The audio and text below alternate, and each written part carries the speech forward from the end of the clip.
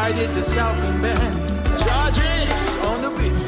On the spoon to get your information. On the spoon to be part of our discussion. Spoon, spoon, spoon television. Spoon, spoon, spoon radio station. Spoon to be part of our discussion. Spoon, spoon, spoon television. Spoon, spoon, spoon radio station. Spoon gonna tell you what is happening in Liberia. Spoon gonna tell you what is happening in Monrovia. Monrovia, Spoon gonna tell you what is happening in Africa. Africa. Just to spoon, you will know. The children crying for starvation, just to spoon. You want to get a news update, my brother, to spoon. You want to know what is happening in Moravia, to spoon. Politicians want to make their decision, just to spoon. You want to know what's happening in the ministry, to spoon. Yeah, to spoon. Yeah, to spoon. You from Vonjema, Maryland, to spoon. Yeah, to spoon. If you eat Cape graduate, my brother, to spoon. You got a Spoon TV, you got a Spoon Radio, to spoon. Yeah, to spoon. You want to get a news update, to spoon. What? Yeah, Rastafari. Kilibamba, kilibamba, kilibamba, kilibamba, kilibamba, kilibamba. What I want? This one you back today. Spoon TV. On the spoon to get your information. On the spoon to be part of our discussion. Spoon, spoon, spoon television. Spoon, spoon, spoon radio station. Spoon gonna tell you. Oh yes, I tell you folks, Real. it's another beautiful Gonna tell you what is happening in Monrovia. Wednesday afternoon or evening in Monrovia. What is happening in Africa. It's a great way to welcome you to another edition of the program Spoon Talk. Spoon Talk is Liberia's premier talk show on radio and online. This is where Liberians get the news. This is where Liberians run every single day at about this time to get authentic information about the happenings across Liberia. So you want to know what's happening in the ministries. You want to know what the policymakers are doing. You want to know what Liberians are talking about. What the issues are that are affecting them. Just tune to Spoon. You want to listen to the policymakers break the news, and the newsmakers engage with the Liberian people. Just tune to Spoon. Of course, this is where you get objective analysis, critical views on the trending national issues. And this is just a space that gives hope to Liberians in and out of this country that they can be up to speed with the happenings. Spoon Talk has absolutely no borders. That's why we are always live across Radio Land, Spoon FM 107.5, Fabric 101.1, Super 95.5 FM, and other frequencies across Liberia. Many thanks to our partner radio stations that are always relaying the program. Thanks to Trust FM in Bombay County. Thanks to Premier Radio in Bon County. Gibi FM in Kakata, Margibi County. Trend Radio in Grand Crew, and of course, Radio Yalaman in Seckley P and Nimba County that are always relaying the Spoon Talk. I want to say thanks to our online audience. Thanks to the folks joining us here tonight. Spoon is live across the internet on Facebook, Spoon TV, Fabric TV, and Super TV. We are also live on YouTube, and the YouTube handle is Spoon Talk Live. I want to welcome everyone tonight. My name is Nelson Colette. This is Spoon Talk. Kindly share the program as you join us.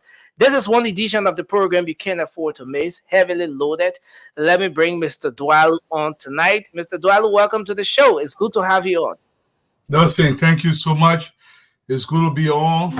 A place of joy to always talk about Liberia. Thank you to the audience, wherever you are from, you're watching from. Please share the show. Let's talk Liberia. We have a lot to speak about today, but we need you to share the show and get the audience here, guys.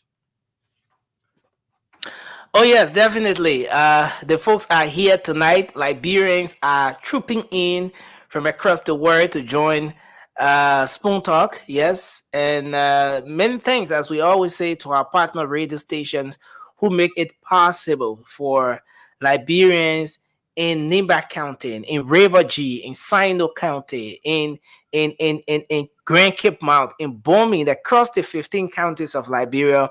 Those partner radio stations that are there, making it possible for Liberians to get the news from there as well.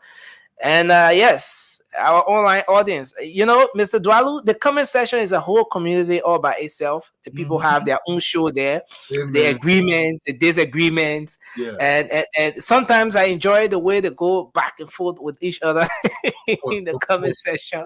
Every time you see me sitting there laughing that the comment are reading. And I love the comment section, and especially those who disagree with me, though. But sometimes I especially enjoy people who disagree, and they are very, very, I don't want to say rude, but they cuss you out, and it makes you laugh a little bit because you have to have a tough skin in this game, and sometimes it's out of frustration. But everything matters to Liberia, because when we talk about it, there is a tendency for us to want to change it for the better. So this is good, guys. Keep bringing the comments, and we will continue to look into them, make adjustment where necessary, and to make Liberia better. That's all I care about. Yeah, certainly.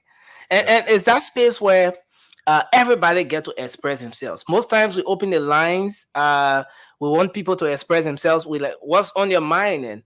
And just few people will call. Imagine over 5, 6, up to 10,000 people watching the show. But you get to have just maximum 20 persons calling into the program. But for the comment section, you're free. You can just go there, write what's on your mind, express yourself, and that's the beauty of it. Listen, sometime after the show, I will go back to the comment. We'll get 5, 7, 6,000 comments. And I try to read through the comments, and like I said, it's an intricate part of the show. And don't overlook your comments. Sometimes I may take a position based on what you said in the comment. I would do a little research while I'm sitting here and be like, okay, I think Chester Dogolia is right. Let me reconsider my position, given the new evidence that I've gathered. So the comment does play a huge part. Trust me, we do read them, and we wanted to keep coming. And this is good for the country, guys. Everybody got to play their part. Yeah, exactly. I just saw my own friend and brother Chester Dogolia, the man in the comment section as well. That's the beauty of it. But again, we're here tonight, Mr. Dwalu, and Let's recognize some people. I have a little thing to talk about today. I will piss some people off, but it must be said. And the other hand, I'm paying nobody more because I'm going to one time. Let me say this. Bendu Masakwa, how Bendu? What's going on, ma? Honorable George Watkins Jr., Bobby Bia Day, how are you doing? So Naomi Brown, how Naomi James K. Cole, E.O. White, my own brother, Mr. White. What's going on, man? Alexander Semi, welcome to the show. I see Abraham Duna from North Dakota. Whole massive Liberian community out there. How are you doing up there in North Dakota? Honorable George Walking, I said him already. I see Pearl Campbell. I can't make Pearl's name. From Atlanta, Georgia. I see actually Formula, Mr. Formula. How are you doing? Malcolm J. and Cully. Mr. Cully, pace setter. Your pace setter. I see Elizabeth Joy Franklin. Over here, I see Siku Talata Mohammed Sharif, my own brother. I see Abu Berlin Kamara. How are you doing, Clara Way? Oh, my own wife is here. Hi, Clara. Welcome to the show, Mama. It's a pleasure to have you on. I see Mary Chie, I see Malcolm J. and Cully, Kennedy Myers, Basic Master Square from Mount Barkley residents. What's going on out there to Mount Barkley, man? How you doing out there in Liberia? I see Archie Henry from Duper Road, Painesville. Cole Gloria Voka Moba. How are you doing, my sister? How's everything with you? I see over here Yankwe Malayan out of North Carolina, out there, Moses Gadier Monger, Mr. Monger, what's going on? SD Cooper Road out there in Liberia. Amy Julius from Corwell. How are you doing? Vivian Eastman, Madam Eastman, my way. I want to boy. I see Joseph Cully Sargent. We see Thaddeus Ketor, Momo M. Sadamani. Momo, it's been a minute, Chief. How everything? Say to Citizen from Brewerville, VOA. Baker Ramsey, my own brother. How are you doing? Jerry Jesus, what's going on, Jerry?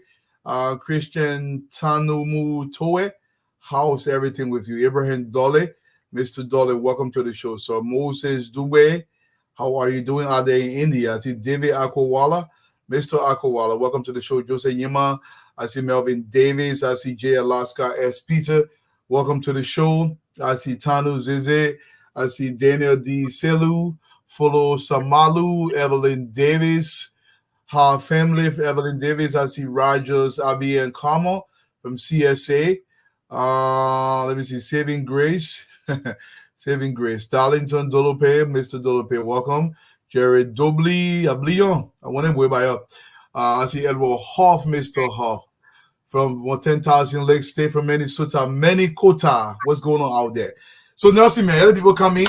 Y'all kind of tell Liberia. Chucky Charlie from Dubai. What's going on out there with the UAE? Nelson, anything you got to say? Yes. As usual, the updates. I know you're about to come in to speak to our people briefly, and then right after that, we'll be going to the lines to take some calls from Liberians out there to know what their thoughts are, what the issues are that are affecting them. But just before I can give it over to you, just a quick update. So yesterday there was this. Going back to yesterday, there has been this issue in the media about the House of Representatives and that of the CSA, and the back and forth with respect to the budget and all of that. CSA has been calling for a hair count and so forth. Today, the House of and then we saw Representative Cole had a press conference. He had his own say about that, threatening to declare the CSA boss as a non-governmental material. But today, they collaborated. The House of Representatives collaborated with the CSA to do the hair count, and even some of the workers at the House of Representatives were in a very jubilant mood following the exercise, and more details coming up from there. And the Justice Minister, following the incident that occurred with the protest and all of that, he then made a comment, calling on Liberians, first of all, to avoid things that will undermine the peace of the country and send out a negative image. He said, moving forward, they will not tolerate any unauthorized protest. If you want to protest, make sure you go to the Ministry of Justice, get a permit, and that way the relevant authority is aware of where you're going to protest, and then they can guide you in the process. But unauthorized protest is prohibited. It sends out a negative image about the country, and they're not going to tolerate that. And yes, the President of Liberia received a letter of credence from the U.S. government, receiving the nearest U.S. ambassador. The ceremony is ongoing now at the U.S. Embassy. And yes, those are just a few of the many updates. So, Mr. Dwello, I want to give it back to you. Excellent. Thank you so much, Nelson. Look, I want you guys to open your minds today. I'm going to say something here, but first I want you to set aside your biases. I want you to open your minds and understand the country that you live in, what that country entails. Liberia was founded as a place where any free Negroes from anywhere around the globe could come and find peace and find protection and find solace. Every single one of us came to Liberia at one point or another. I'm a Dangola Petty man. This is what my father says. My mother hails from Riverside County. I was born in JFK. I see myself as a Liberian. For a very long time in our country, some people don't understand the reason why Liberia was set up. And what they do is they come up with these ridiculous things saying some people don't belong. I'm going to be frank here with you guys today. We accept people, but then we deny some of our brothers true access to citizenship in our country. I'm bringing it up to say because I was listening to a conversation today with some Liberians who believe that our brothers, the Fulats, are not Liberians. This is crazy. This is crazy. Do you understand the history of the Fulats in Liberia? Do you understand, the issue about saying a Mandingo man is not a Liberian citizen is crazy. It's crazy. When I think about myself, I think of myself being a Mandingo man, some of the most industrial people in our country. If we are going to develop, we cannot have division. The Fullards are part of us. They are our brothers.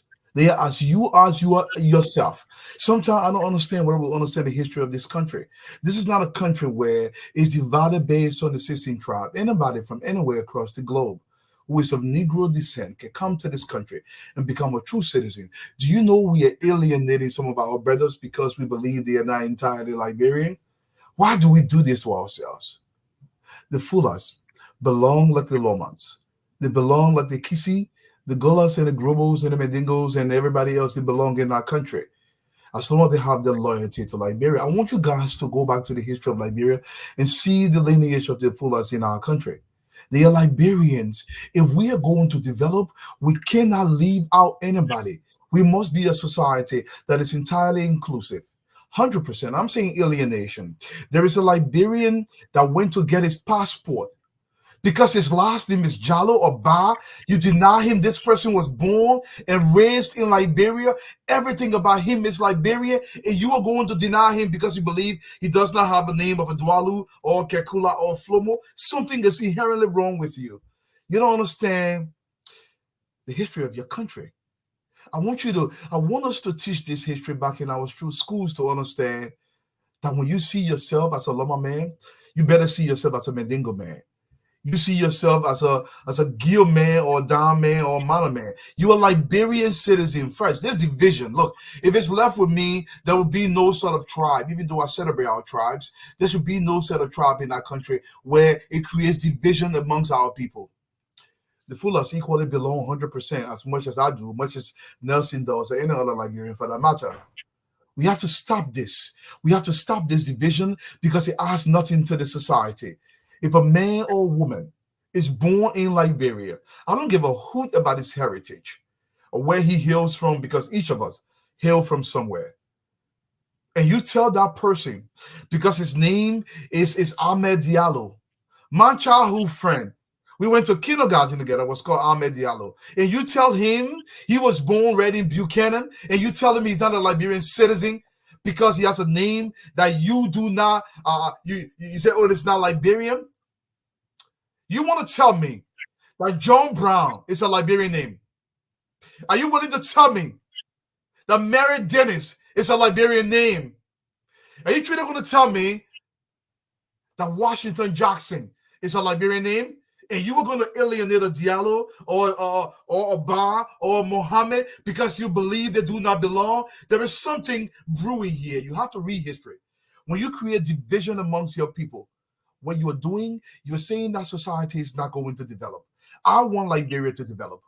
I want Liberia to develop so desperately that I want every single citizen of Liberia to be fully incorporated without any form of discrimination of any kind. All they have to do, have their loyalty to the republic. If a man is born in Liberia, if a man is bred in Liberia, I don't give a hoot if his father is from Barbados. He is a Liberian citizen. He or she should be accorded all the rights and privileges accorded to a Liberian citizen. Stop this. If a Bar or a Diallo comes for his Liberian passport, if he's born and bred in Liberia, you give him that passport without any equivocations of any kind. You cannot alienate Liberians. You are taking investment away from the country. You are alienating our brothers, the Fulats. Yesterday, it was the Mendingos. Let me tell you a story most people don't know. My first name is Ensumana. I was named after a Mendingo man who helped my mother. So you're going to alienate that people? When I see the Mendingo, I see me. I see me entirely.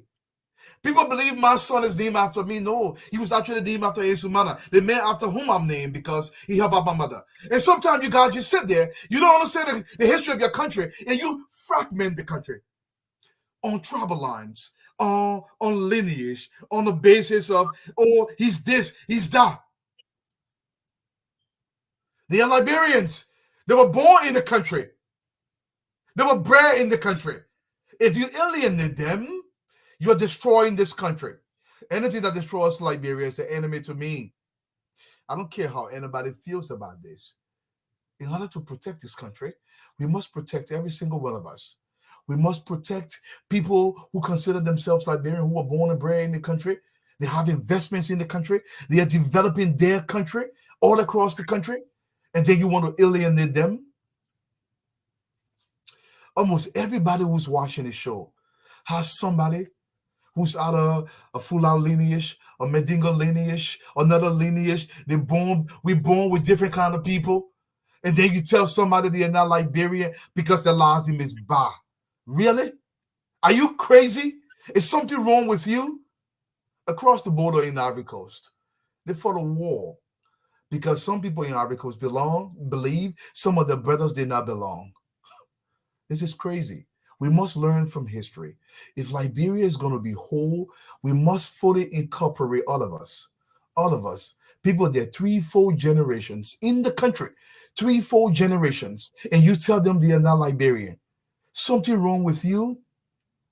Look, if you went to Bapalo County, if you went to Bomi, my own family, half my family is Muslim. Half my family is Christian. I hail from rural Monserrato. Call it a Bomi location. If you went to Kimau, we are fragmenting the country on stupidity. Religion should not fragment us. Tribal lineage should not fragment this country. The only thing I ask of a person is he or she must have loyalty to the Republic of Liberia. If that person does, and they are willing to pledge their allegiance to the Republic, you must accord them the privileges and rights of a citizenship. You cannot alienate them. I, for one, will stand on the side of total inclusion, not alienation, because it does not benefit the Republic. Stop alienating our brothers. They are us. They are us. This is crazy. If this country is going to develop, we must embrace us in totality, not in a half-segmented way or fragmented way, in totality. We are us. We are the Gribbles, the Fulas, the Mendingos, the Lawmans across this country. I wrote a poem, and before we close, I will read a poem to you. Many years ago, my daughter was asking me, Daddy, am I Liberian? I was born in this country. I said, Sisi, how you ask me that kind of question if you're Liberian? And I wrote the poem for her. It's called I'm a Liberian. And I want you guys to Google the poem. Let me see if I can read the poem before I let this one go. I'm a Liberian. And I'm a Liberian poem. Hopefully it pops up. I'm a Liberian poem. Aha. I think this is the poem. This is not this one. Let me go back while I'm searching for this poem. I'm a Liberian. I'm a Liberian. I belong. Okay, this is the poem. I think this is this one. And I want to leave this poem with you today because we are all Liberians. The alienation of one of us alienates all of us. I want to read this poem to you before I leave here today. And my daughter was asking me, she said, Daddy, I'm not in Liberia. I said, Mama, yes, of course you're Liberian. It doesn't matter where you're born. You're Liberian. So I wrote this poem for her. And the next morning when she woke up and I read this poem to her, it says, I'm a Liberian. My domain stretches from the coastal plains of Cape Palmas to the grand heights of Cape Mountain, up the rocky hills of Monserrato. I claim LRB because she's all mine. From the mighty Wologisi, higher up the snow-capped peaks of Nimba, my navel strings are buried deep within her endless rainforest. I am because Liberia is because I am a Liberian. Not because I'm a Bele, Kisi, or Medingo, but because I wore dance as a Mana, Loma, or Ambassa. Oh yes, the Pele, Gil, and Gola dabble in the traditions of our ancestors. But if you were to listen keenly, you will also hear the Asian drum beats of the Crown, Grubble, Crew, and Bandi. Not too far in the distance, the Kunga, Day, and Va sing along in one accord. I am a Liberian. I belong to no tribe, yet I belong to them all. My Liberian fraternity is total. We stand in absolute brotherhood because the love of liberty unites us here. True, my allegiance is to no clan, no individual group or established societies, but to all hail Liberia hail. I am a Liberian. Allah, Jesus, all Allah, Jesus, all our ancestors may define my religion, yet my loyalty to Liberian remains indivisible. Politics will not separate me from this one fact, nor will this free verse cover the entirety of my Liberianness. Yes, the drum beats of my village draw me closer, but my soul remains unequivocally clear in its proclamation. I remain purely and unapologetically Liberian.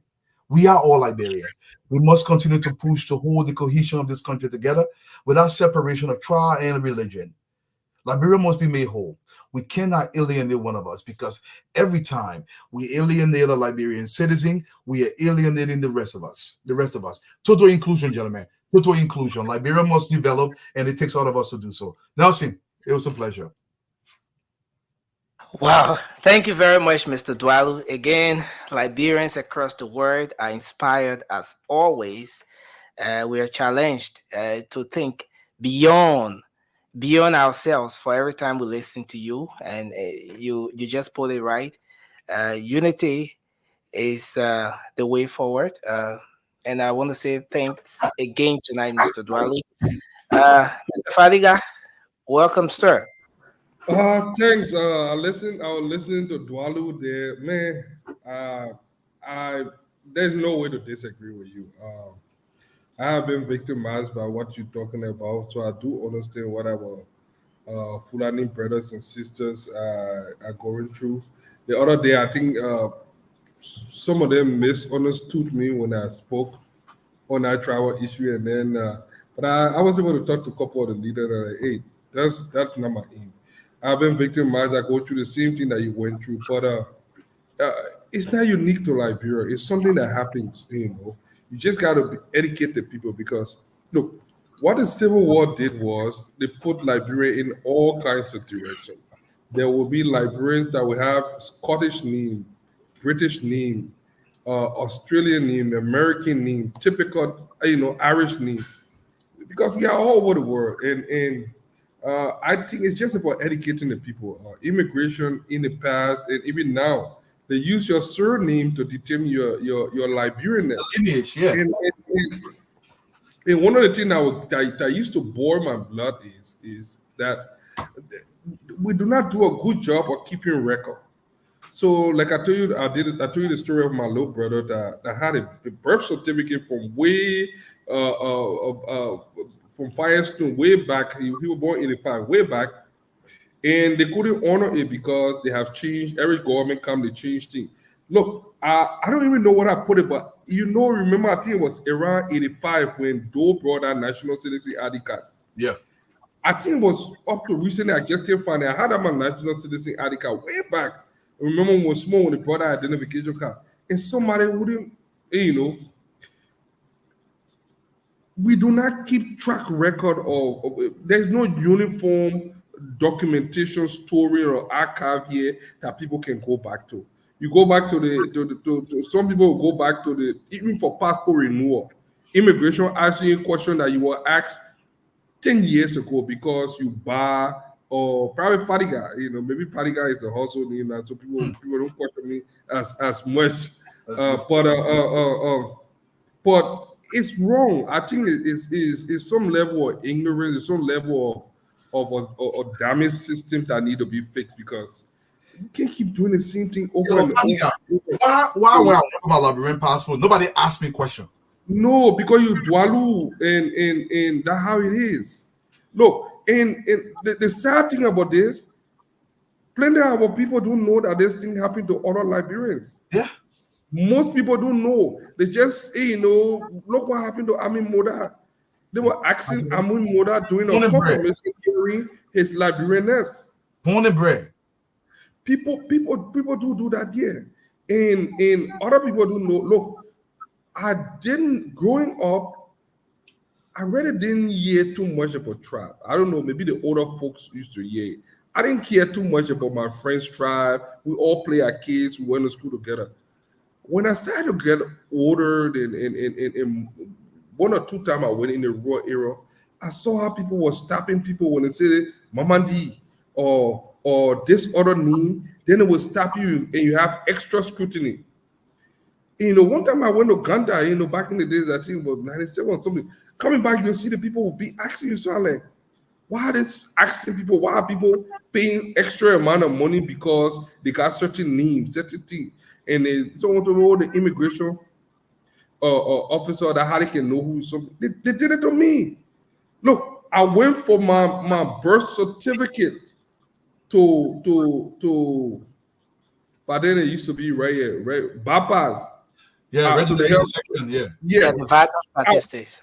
Yeah. I went for my birth certificate. People went through everything. This immigration guy, I remember his name so much because I was so mad with that guy. His name was Sheriff. I don't know what that guy is now, but I was so mad. And we're doing the Sheriff administration, not even the we administration. I went there and it became a serious problem. And then Mary Bros said we should go to immigration. When I went to immigration, who I met there, by then it was the late Lemuel Reeves from Grand Bassa County. He said, well, I know they're training for Bassa. What are they carrying the training hard for? Laliga, you just said, I think something ran to my mind. When I went to get I had my Liberian passport, it had expired after many years. So when I went back to Liberia, I went to the foreign ministry to get my passport. I think it was in 2007. Because the passport that we came on here, we came on lesson passe. You know how when the refugee camp, we came on the lesson passe, and I took the lesson passe. And when I got back to get my passport, in fact, by the time I got to the foreign ministry, it went pretty smoothly. And then when I got a Liberian passport, I said, no, this is nonsense. I want the ECOWAS passport because it's much more fluid. You can do a whole lot more work. So I have my Liberian passport, ECOWAS passport. But it didn't click because as I was going through the building, there was a bunch of Liberian that people would consider not Liberian. There was an argument because they put them outside and say they were not Liberian. But it didn't click. I didn't think about it. I just kept moving. But that's not it really had because people are in denial. I have had people, oh my man, I think that problem. You get problem. I say, yes, I've had problem. Look, it happened to my brother. It happened to my little brother. Look, he was so frustrated. This guy had a scholarship, he couldn't go. I got so frustrated. I came down purposely for that. And he was so frustrated to the point he told me, I think I'm going to change my name. Can you imagine that? Yeah, I'm like, you will never, ever. I almost post slapping in ear that day. My little brother. I'm like, are you dummy? But he didn't understand. It was just. He was frustrated. He was frustrated and he just wanted to get something. So I'm like, so if this guy can change his name to some John Tamba, you'll probably get a passport. He speaks like Liberian. He doesn't know any other country besides Liberia. He was born here, went to high school, college, lived all his life here. And then, but it's just education. Keep breaking this awareness. That's our job. Keep talking. That's our job, we got a lot to do. Yeah, that's all we can do. But I don't think they mean anything other than that because by nature, I think Liberians are very generous when it comes to treating foreigners. We are very generous. I remember when we were in the Aricos back in the days, they had something called carte de séjour. Those Ivorians used to terrorize us, my man. I mean, when they lived before, he was nice to us, but at some point, we were terrorizing the Aricos. I remember for carte de séjour, we had to be running around. They would put you in a little back of that small little police car, get a little cage for animal. And when I came to Liberia, I'm like, oh, how we treating people differently? But we do treat, we do substantially foreigner nice in Liberia. I don't think we. But Father God, we need to continue fixing it to get away where we can fine tune it. We can fine tune it. That's what I'm looking for. They have to do with the immigration. They need to train them how to detect Liberia because you cannot keep asking for the same document over and over. And the thing here is, it's like there is no trust between institutions. No. So you get a birth certificate because before you get a passport, you need a birth certificate, and then you get some other document. I don't know what birth certificate. That's the main thing. And then it's been a while since I got some. And then you go to the Foreign Affairs Ministry. They have the same routine there again. At the Foreign Ministry, you have to go through immigration to get the birth certificate. Then you go through immigration to get something else. So let's assume you go to the National Identification Registry. You register proof that you are a Liberian. There should be one identification to carry that. Go ahead, Nelson. Yeah, so with regards to that process, especially for the passport, so the first step is you get your birth certificate from the vital statistics there on the bypass, and then you can proceed to the foreign ministry to get your passport. So if you go to get the passport, what they will ask you for is the birth certificate. But it's an added advantage if you had the national ID card. And then if you went to get the national ID card, the prerequisite is getting the birth certificate. So whichever way, whether the passport or the birth certificate is the prerequisite. Yeah, but I agree with you. Here's the thing, though, Fadiga. We have, and this is a guesstimation because I don't know for vital statistics whether they keep this information. I would say close to maybe 70 or 80% of Liberians are not born in hospitals. There is no limitation.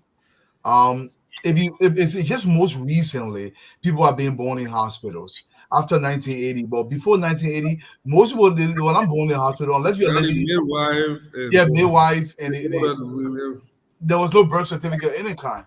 And this is another front that we have to fine tune to get vital statistical documents in the country to know who's been born in the country, who are actually citizens of the country, that you can research this thing. Look, getting governance right, it's not because you have to do it. It's a necessity for the continuation of the stability of the society and for government smooth operation of government.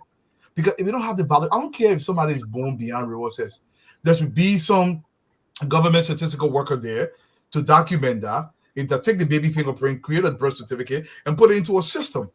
And this is not hard to do anymore. We have to do these things. So all this confusion can go away. And stop, homogeneous people in a way where I drew up a plan. So let me just say this. I know it has passed. So a couple of months ago, I was supposed to go to identification registry.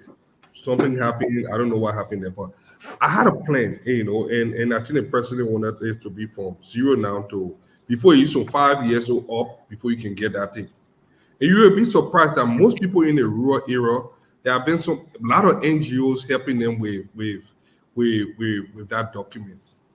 But I wanted it to be like a national, like the social security card, where you can have from 0 to 5 year old, 5-year-old to X amount of years, where we have a uniform national identification card, almost like the one that the Ghanaian are using right now with biometrics on it, or that have all the security features that can be hard to get, that you go through extra training to get. And once you get it, you can use that same card for voter registration or even to vote. Yep. Or use it for bank, where we have the system set up at different machine in different area for verification, which can bring in revenue. And use that to just go to get your birth certificate. So you make it something. But things happen. I didn't get it. I didn't get to go to NRC again. I think this older guy, Liberty, was given a position. But we can do a one-stop shop where we can streamline everything. But keep moving from here, going here. You pay money, and everybody get small stuff here. It's not only burden on the people, but then there's no documentation, no national database. Nobody, there's no way to track people. So someone can make crime here, disappearing thing there on the other side. People do things here. It makes it different. People spend money on for nothing. Look, solves problem. Yeah, you're right. Clinton Blossom. I hear what you say. I know you're playing funny, man. Say you're born in the poor society. My man. Yeah, goes in the but let me tell you something. Look, like many people, the reason for value statistics is not just to count people. You make a lot of decisions using those numbers. You use distribution of resources, allocation of plenty of information you can get it from that value statistics. So having the documentation of value statistics is not just important, it's vitally important for the governing of the society. We got to do it. It's not optional. It's not something where you have a low. There are certain positions in government. It is not meant for partisanship or nothing. It's a technical position. You must find the right people to organize it. Using strict meritocracy. But when you say, but the main job, no, certain positions are not job in it. That production area. Stanton, contract Latins. Welcome. No, I'm not. Say that? So you can check out. I heard a news. I want to call you, but I'll call you later on to get that news. Bad news. What? Bad news? Yeah. Oh, but what did I do? I mean, you want me to talk here? Yeah. Let people want to listen. I'm talking the whole show with Crash. You know, yes, you are. Yeah, no, seriously. Talking. We'll get accused of anything. The issue is that it's nothing new. Everybody knows. Come on. You know, it's nothing new. Yeah. I don't know that girl from or she from Liberia. I don't know. From Delaware? That girl is at the Wawa. From Delaware? She's at the Wawa. Delaware? It can be Pennsylvania, Delaware, New York. I don't know, brother. I don't know. Maybe I'm an open book. Let me leave out. I read a book. I will stick to my topic. Page by page. Oh, you're doing page, then from there chapter by chapter? Chapter by chapter. I'm pretty ready the whole book. Listen. They say Sebeda 20. The thing you got to put it down. Put it down. Kenya too heavy. Listen, if you try and work, let it go. So all the thing you're scared, you know. Let's talk something. Let me ask you something. Mommy, what wrong with Asi? Why Asi can get tired posting bad news in a chat room here every 2 seconds? Asi. Let me answer your question. Ask that. Yeah. Asi, you know, when you take a man, you catapult him to a place of prominence that you ordinarily wouldn't be. And then somebody sweep it, just about a guy licking around the they can make the person very far away. As he's as well. If I be leggy, 24 hours as they can sleep. Every news in the country, they can put it in a CDC chat room as they will share in our chat room. Yeah. 24/7 my phone, clink. Follow I say when I not take all the barrel from CDC town that the way now in the room. And we posting now, yeah, that's why. And still when I post it, still when I publish it. So I don't know why you get hard say hard for all the CDC oral and we posted in the chat room. Yeah, it's the thing. That's why we have our chat room. Okay, what we do in the chat room, stay in the chat room. No, when I stay there, I can take it off. Well, I'm surprised at you, Fadiga, calling states of New Jersey, state of the United States. Okay, leave some states alone. You call Delaware. Why in Delaware? You call New York. You call Pennsylvania. You want to live in Delaware? No, I won't live in Delaware. You want to open Pandora box? You want us to talk? No, only. I talk you gotta apologize. You gotta apologize to me. I apologize. I am publicly apologizing to Stanton. In fact, I missed Delaware that we have the only story in Delaware that where Joe Biden from Delaware. Yeah, he kept everything to go to Washington. Yeah, exactly. I think your governor was selected to be the VP, the Democratic Party. I missed Delaware for Babolu. I wanted to see Babolu. Yeah, my man. You know, leave sleeping dog. Let sleeping dog lie. No, that's food. Oh, you want to say no, Dwalu? I want to say no. Listen, send me that video. I got no Skellington, so I don't care. I'm a free man. Listen, I got a video. Put a video. I'm gonna edit it. I'm gonna edit it before. Nelson, you know who it remind me of? Nelson picking up bad picking. What is number video? When Senator Snow went into the studio, right, to do his recording, all other thing, Senator Snow, it was captured. Then people got in mind and sent me all the video there and say, "Oh, you expecting another guest?" I said, "Who?" And I'm gonna leave it like that. So of course now there's no. I have only you come in the studio. Okay, let me mind my business. That's Senator. See, don't put me in situation. I ain't like bro. Why you like bro? I can tell my own. Look at me. I said you get so bad. So I said, picking let me ask a question for you. Real quick, let me ask a question. It's not a married man. My man. Yeah. Who you married to? Who? No, you say yeah, and you say you think. Which one? It's no, but seriously. No other story. Let me pick on Snow. I know he married before, right? He married to Chancellor's daughter before.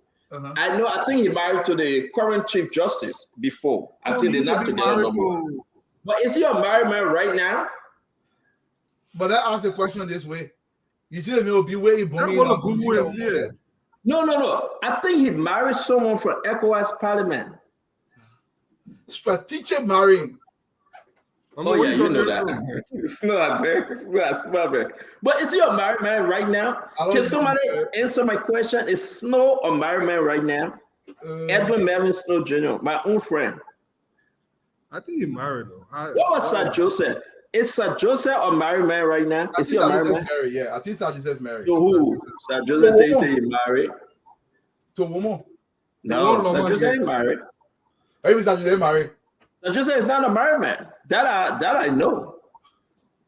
Yeah, no. I don't know. You see how confusing the lawmakers are? You don't even know their family history. You don't even know what are they straight, what are they gay, what are they married, what are they married, what are they children. You don't know. Current gone. Yeah, Fadiga thought to them where the current gone.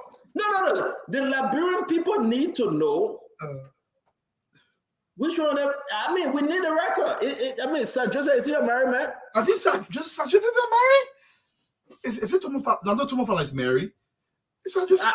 Let's start with the law. Let's start with the Senate. Okay. I mean, my current window is he a Memorial? Thank God, my senator didn't marry. My man. God knows behind Dillon. Pay. Oh, how you pay? I mean, with that bill. You can see Afadiga. So y'all can see me that other matter. No, but seriously. No. Let's start from Monserrato. Let's start from Monserrato. Prince Moise is married.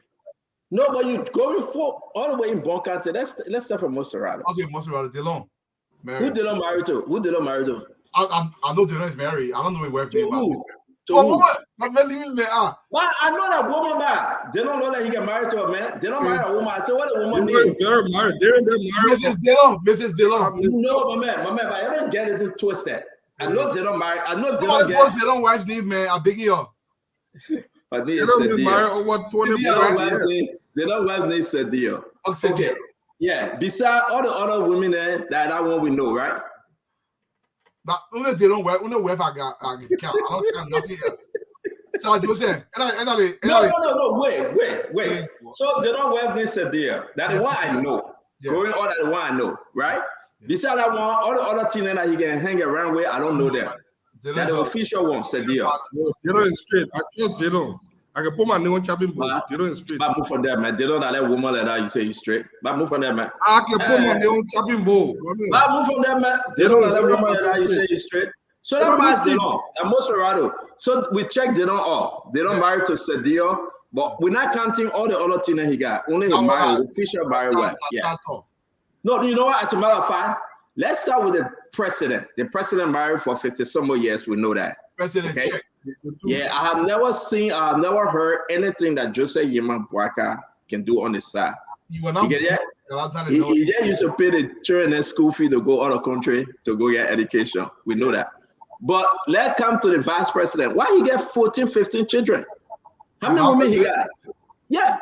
Look at the man asset declaration. How many women he got? Only one. Man. What? That one woman was born 14 children? No, seriously. My man, my business. These are men. No, my man. These are our public officials. We need to discuss them. We need to discuss them. My money even going on outside. Don't go to that business. That's why people don't like you. The people like me. Don't talk about my friend like that. These are our public government officials. We need to know them. So Jeremiah, you have 14 children? 14 living children. Yeah. Biological, all of them? 14, his sperm. He got 14 of them. Okay. You are there? All about asset declaration. The message biological children. Yeah, dog, you can take care of. No, they got place for children you adopt. They got place for children you adopt. They didn't put a name there. They made own biological children at 14. Huh? Children. No, don't do that. They get it very clear. Biological children and children you have adopted. The mayor said on this show, Spoon Talk, and on his asset declaration, he got 14 living children. The one that we know, 14. Okay? The mayor is Jeremiah Kun got 14. Now, the question is, I will not accept that beautiful 4 woman born 14 children for Jeremiah Kun. No way. No way. Let Papa the man. Let's go to the. No. We got to sing a little bit. So we agree that he married that woman. What the woman name? The second lady. What's her name? The second lady. Somebody. I don't know the second lady's name. Tiffany. Yeah. So he married Tiffany. Yeah. So Tiffany is beautiful. Okay. Stephanie. Oh, S. Stephanie. Okay. Stephanie. Okay, so he got Stephanie. Like, I just don't believe that all the footage turn for Stephanie. Okay, I know that. Let me finish back. We haven't started the show yet. We got 8 more minutes. Yeah, no, what I'm rushing for. Yeah, man. And I have friends that want holiday. But we can tell the Liberian people who we are. Come on. So the man got 14. Yeah. The whole vice president of the country got 14 children. Why would he start helping all the children to pay the school fee? The whole vice president got 14. You still have people. How many children you get? Hey, you can't wait a minute. You're not representing. Go ahead, say it. I will name them for you. Name them. Samuel, Dama, Aliyah, Stanton Jr., and Arakame. 5. What about the other 3? All of the 5. I got 4 biological, 1 adopted. And I have 3 grandchildren. So at least I can say my own for everybody to hear it. Okay? Who say that? If you know any other there, please let me know. I really want to know. Other people that I don't know, maybe they are there, I don't know. Help me. So let's get back to Jeremiah. Okay, please make it 4. Make it 4. Okay? I got 3 dogs. I got Storm, I got Aubrey, and I got Sean. 3 dogs. Okay? So let's go ahead now and we'll finish with Jeremiah Kun. Let's come out. How about Yombly? Yombly ain't married. The protest. Yombly, she's a widow. I mean, she's a widow. That's what I'm saying. Yeah. Because, may his soul rest in peace. Her husband passed away. Yeah, Lawrence. But what are they going to be hanging around Yombly for? She's just a nice lady, that's all. She's a nice lady. We'll leave her there. I won't get in trouble. But there's so many you. When she was somebody in Minnesota, Chicago, Minnesota, she was somebody. Okay. But Yombly is a young, beautiful widow. So I shouldn't get in trouble. Yeah. Okay. So we live in Yombly. That's it for Yombly. Grandbasso. Yeah. Finley. No, we're coming down the line. Yombly Finley, right? Okay. All right. So we got the foreign chair on foreign affairs, Delon. He finished, right? He gets Sadia. He gets Sadia, and he got all the other people that can come around. I don't know that one. So then when Delon finished, then we go to who? Delon, Sir Joseph, Mosserado. Yeah. Sir Joseph ain't married. But Sir Joseph own a story complicated. You got your ring? Listen, let me tell you Sir Joseph's story. And that's why the people like the Spoon Talk. Just share our show, folks. And your comment, we've read one. We got a few more minutes to start the show. We got a lot of story. So Sir Joseph used to mess with this girl, right? He married a girl. It was rough on Sir Joseph. So now Sir Joseph becomes senator. The girl say, "Oh, I get your baby." Sir Joseph say, "How that work?" But anyway, as good as Sir Joseph is, he get this child. He loves this child. He take care of this child. Sir Joseph is a damn good man when talking about family, seriously. And and I admire Sir Joseph for that. But he's not married. The last, okay, let me keep that other story. Sir Joseph made a mistake. He and Joia and Boba Moru went with the same thing. So he kind of confused what. Okay. Yeah, but you got to talk about Joia too. Is Joia married? I mean, Joia is former president. Yeah, but the man's a high-ranking official in the government. The president, high-ranking official. Yeah, but Joia married. I don't know Joia married to a Jamaican woman. He got why you mentioning the Ghana woman? No, I know nothing about Ghana woman. I know few. I know few. No, I have never said anything about Joia Ghana woman.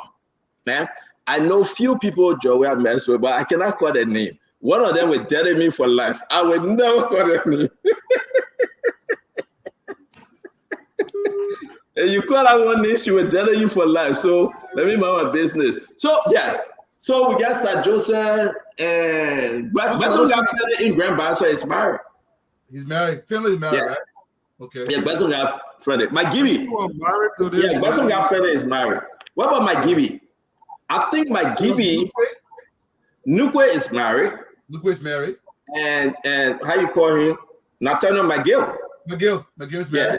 So right? Vivian. Nathaniel McGill is married. I think Nathaniel McGill is married. No, I think he is married. Vivian is. Yeah, Nathaniel is. Yeah, McGill is married. McGill is married. But what McGill going to marry? McGill have to be married. Okay. Uncounted. Prince Moyi is married. And that Prince Moyi wife he put on the board of LPRC. And I what? What else does that mean? Prince Moyi, Jonathan Quay. Quay, right? Quay is married. Yeah, Quay is. I don't know about Quay, but Prince Moyi forced the president to put his wife on the board of LPRC. That's what I heard. So after Prince Moyi, then we go where to Nimba. Yeah, Senator Johnson is married. PYJ married. Beautiful. PYJ married, yeah. And then, what about Yan Twain? He must be married. I mean, I don't know about. I don't know about him like that. Antoine is married. So like Nima, right? Yeah, let's go to Bomi. Atala and who? Yeah, but Snow is married. So I don't know about Talo. I'm married from Bapulu. Snow is married. I saw his wife. But when I say Amara, we say Bomi.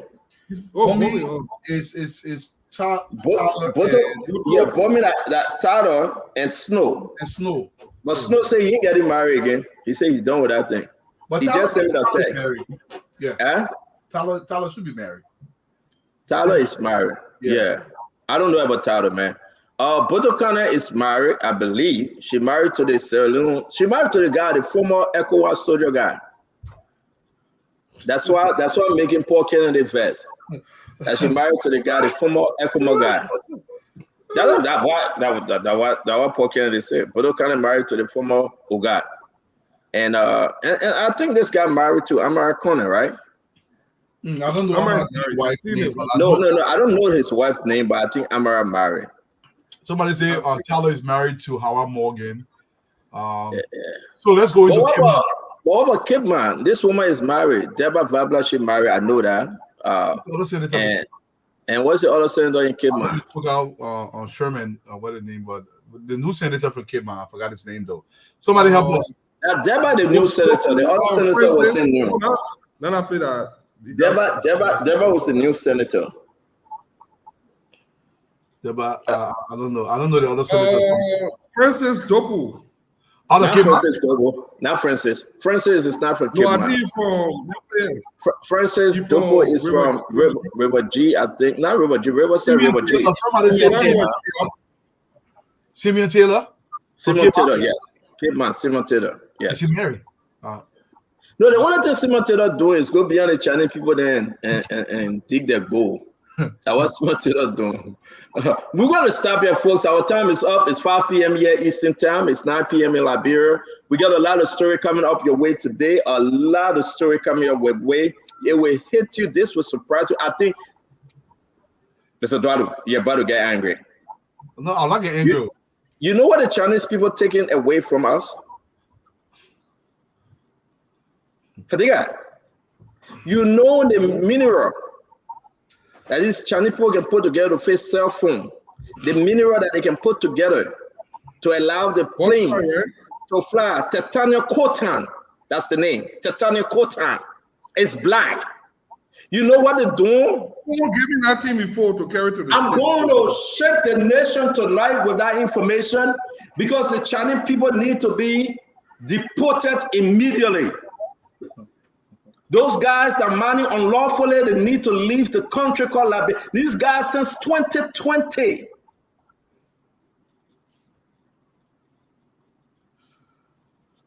It's bad for our country. You know how to get this thing out of the country, Mr. Eduardo? Because it's like black gold.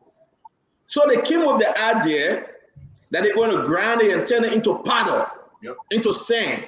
Then they sand bag them and they ship them. So the only thing you can find out on the tape, you say, oh, that black sand. But man, Allah, I about to show it. I about to show the documents. And then we will ask this government, why are you giving them such a pass? You know, actually, who fighting them? We should say this. You know who complained? The current defense minister, Geraldine. Man, if we do something and we do something quick, we are losing it. I want to say, invite your friend. Let's have a serious conversation. Share the show. Alu, Florence, Otelo, Thomas, Barbara, Bobby.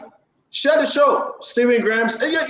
Just invite somebody. I'm about to give you the documents that you have never seen before.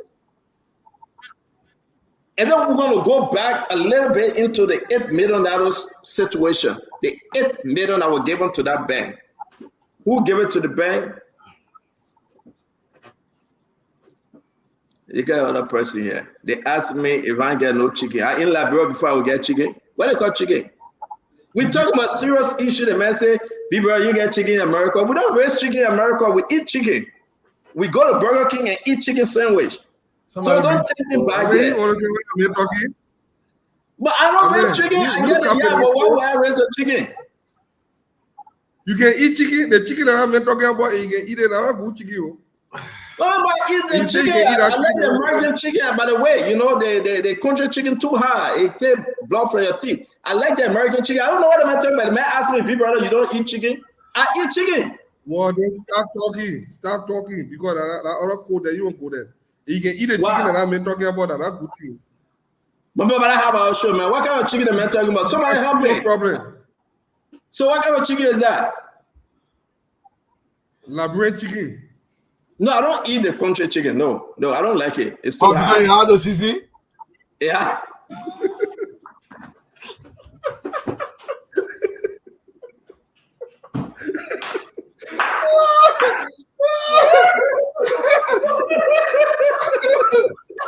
You know, listen, guys. Listen. Look, what? That's good. My brother Thomas Crowd, welcome to the show. Yesterday I forgot something, man. A brother of mine. No, don't skip there. What do you mean the chicken had a season? The one that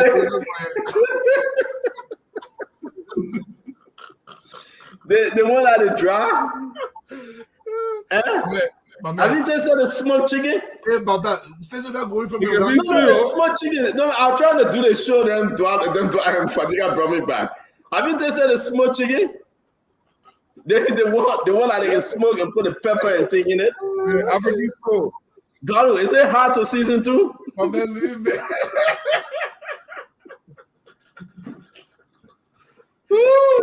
It's a process. A lot of work. No. That's how people like us for, man. We have fun. It's not that serious. It can be stressful. My people, the thing can be very stressful. All joke aside, sometimes you got to make sense. But since I can't forget today. Yesterday, I forgot about my brother who were talking so fast.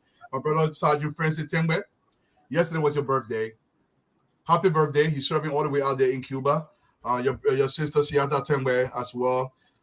They all celebrated you yesterday, man. Continue to serve and do well out there, brother. Happy birthday. But Stanton, man, let's start the show. Let's talk. Guys, the show. I'm trying to lay this thing up. I want to tell the people what we have today for the conversation. We're going to talk about the Chinese and what they're doing to our country. We are going to talk about the 8 million who are receiving kickback on that money and the serious conflict right now that is going on within the executive mansion. We got a lot of story for you folks. I woke up this morning, a lot of things happening. We need to step up. Like Eduardo always say, we need to double up. It just doesn't look good right now. No, it doesn't. It's bad.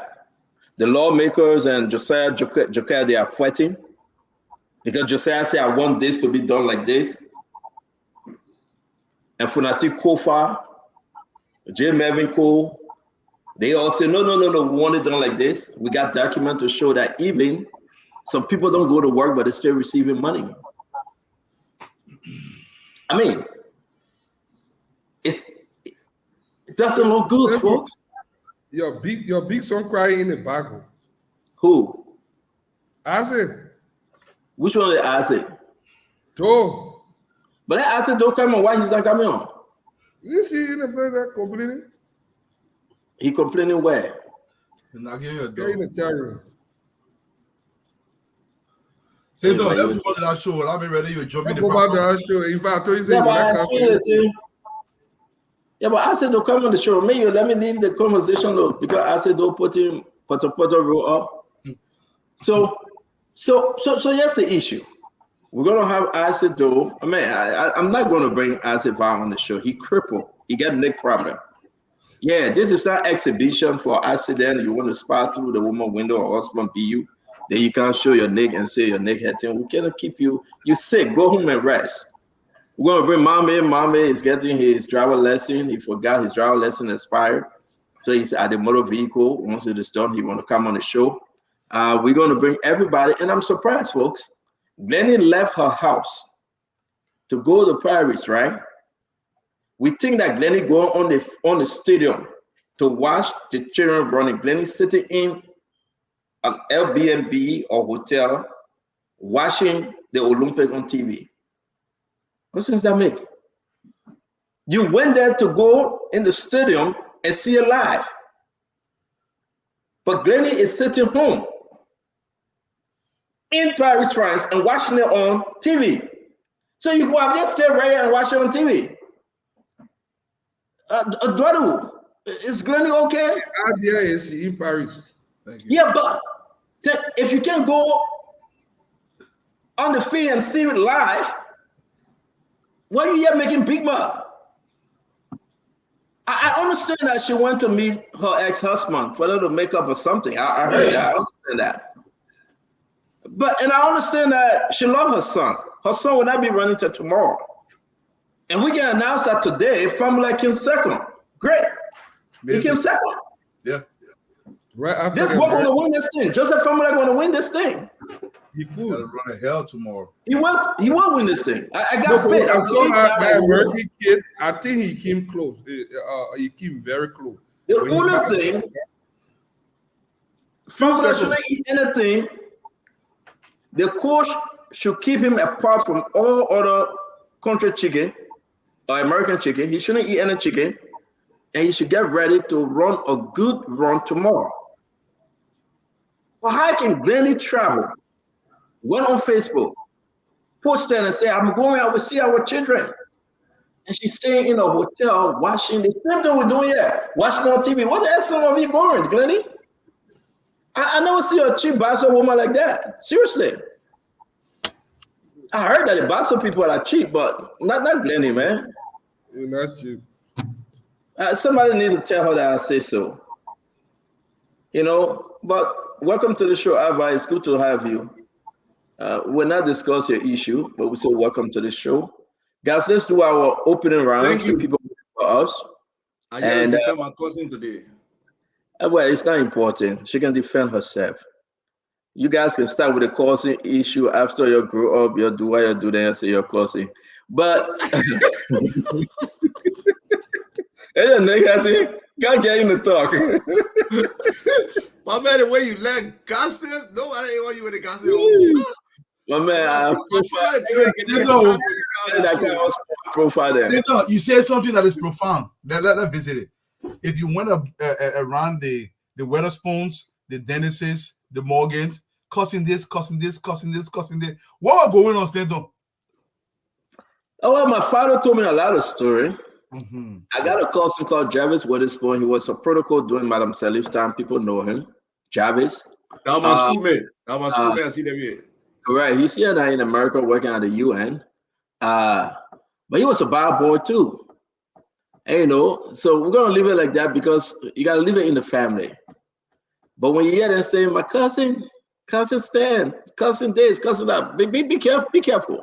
Cat will eat his own baby most often. The cat usually eat their own baby. So just let it be. To him that have ear, let him be. But man, let's do the show back. Leave me alone. You can start. No, Stanton. That should be a topic. That should be a topic that we'll take on seriously one day. Incestuous behaviors in communities affect families. I'm serious. My man, please. You see, this is the thing you can do. Yeah, well, I'm not here to talk about it. The people way of living, they're happy with the living. Like, bro, was better since Charlie King. So then why you not happy with corruption? Why you making noise every day? You can't sit down and can't support a conversation. Incestuous way of living. Go sit down in the interior. They will not get coming one more vote. The one person who will shit to I come in one knee, you can jump on the people begging the man, and one knee, you can jump on the man. You need a man. No. I rather want Cummings to come back, though. Cummings come back would be great, to tell you the truth. I rather want Cummings to come back. I love to see Cummings in the race. No, he can bring a balance to the equation. It's up to him. Yeah, he's a fighter. He got a good message, but he just didn't. He not make it. He make it. I really want to see Cummings coming back. I love having conversation with Cummings. You know, he's well learned. And, you know, he came too far in the corporate America. You know, I mean, but our people minus you and other people. If Cummings can just get rid of you, you'll be a better person. I'm hearing this rumor. I don't know if it's true about Uncle P trying to marry CC Mentine.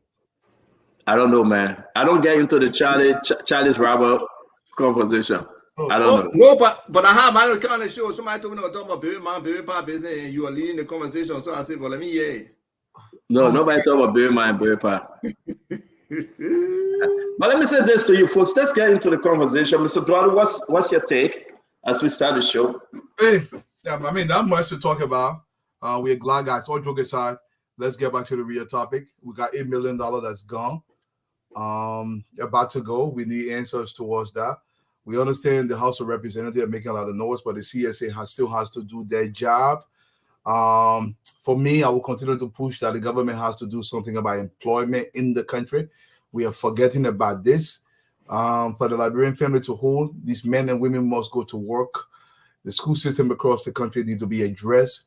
I see we are shifting some of that focus away from the schools. I know the roads are important, but we cannot forget the schools as well and some of the hospitals. That's what I would say for now, Stanton. Thank you very much, Mr. Duarte. Hussein? Well, there are a lot of things going on, but one of the things that are on my mind, you know, a lot of time we get to speak to our people on a daily basis. And one of the things that I'm seeing in is that money don't seem to be circulated. I don't know why.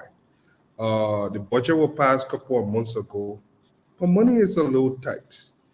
You know, when it comes, you know, even though people are still, you know, happy with this newborn freedom, they're moving about, they're making ends meet. Money is a little tight. That wheel of the economy, the engine of the economy, doesn't seem to be moving. I don't know why. I don't know whether it's uncertainty. I don't think it has to do with a few chaos here and there. But I think One of the reasons is the different bureaucracy that has been put in place. CSA doing this thing, that what I heard. Sanitizing the payroll, doing the hair count. But if we can speed this thing up and start getting people back to work, start putting something. And one of the things that I've always thought of, why is it that we can, in America, the government give money out to people to stimulate the economy? Because when people have money to spend, they spend it, it drives the engine of the economy. If there can be some economic stimulus for certain portion of the community, I don't know how it would be. There are so many different ways they can do it in Liberia. Because we do not have that tracking mechanism of citizen or who can get what and what. But something needs to happen. I don't know how they would do it.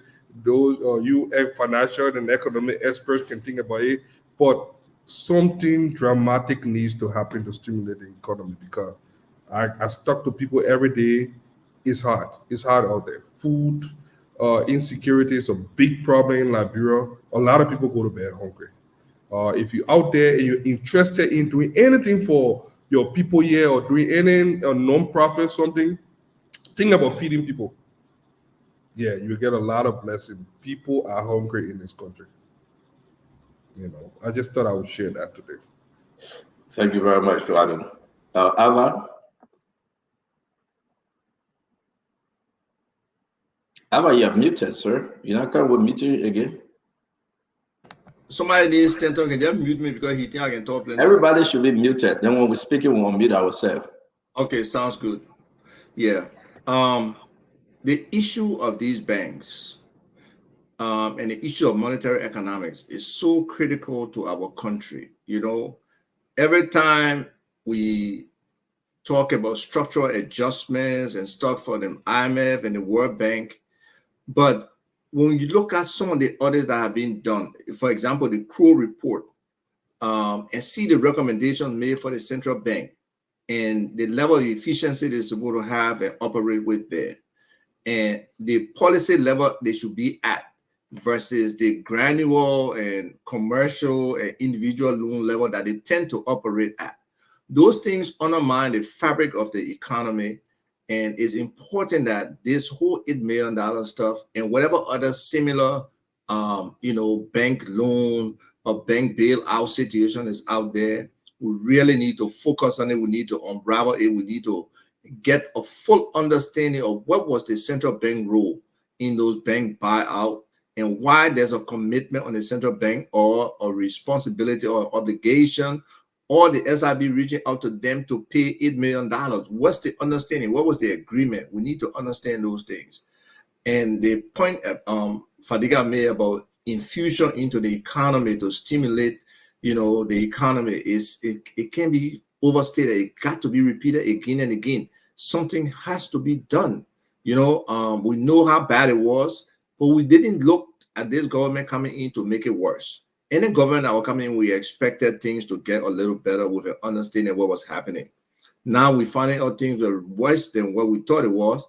But notwithstanding, there should be some stimulation in the private sector. Unfortunately, previous efforts at stimulation in the private sector, infusion of money, have led to blatant stealing with no accountability. There have been many times, even when they were trying to subsidize or support people, the same people got their family people or themselves to be the receivers of these monies when they were not supposed to be.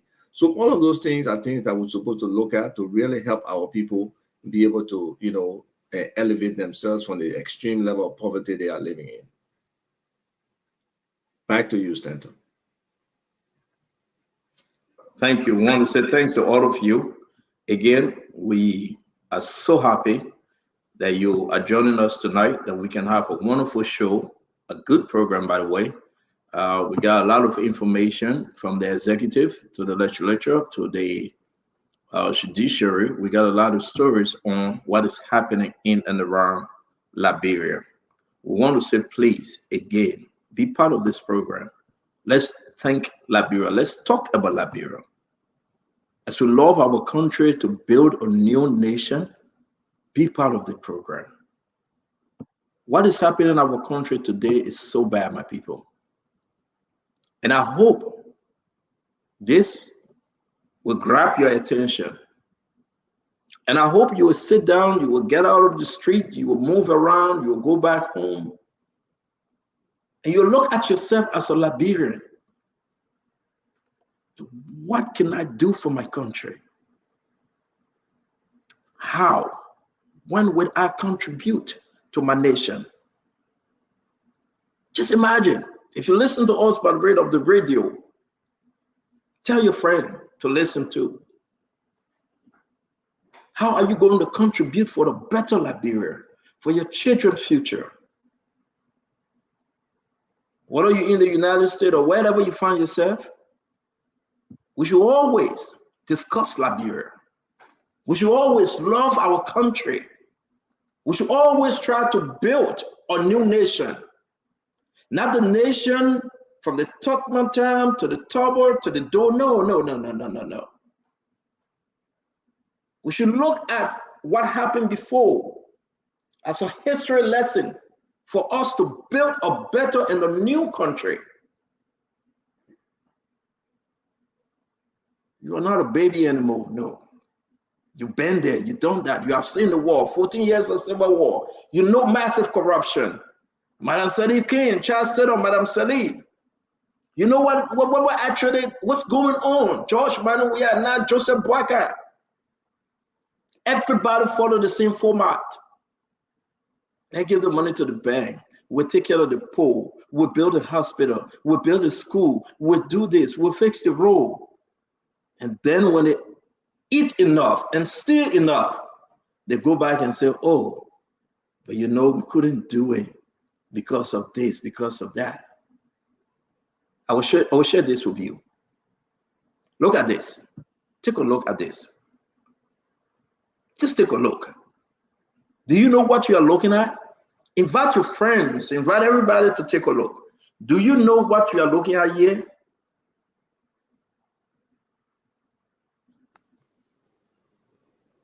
I said, welcome to the show. We'll come to you, do your opening, and we'll move. Black gold.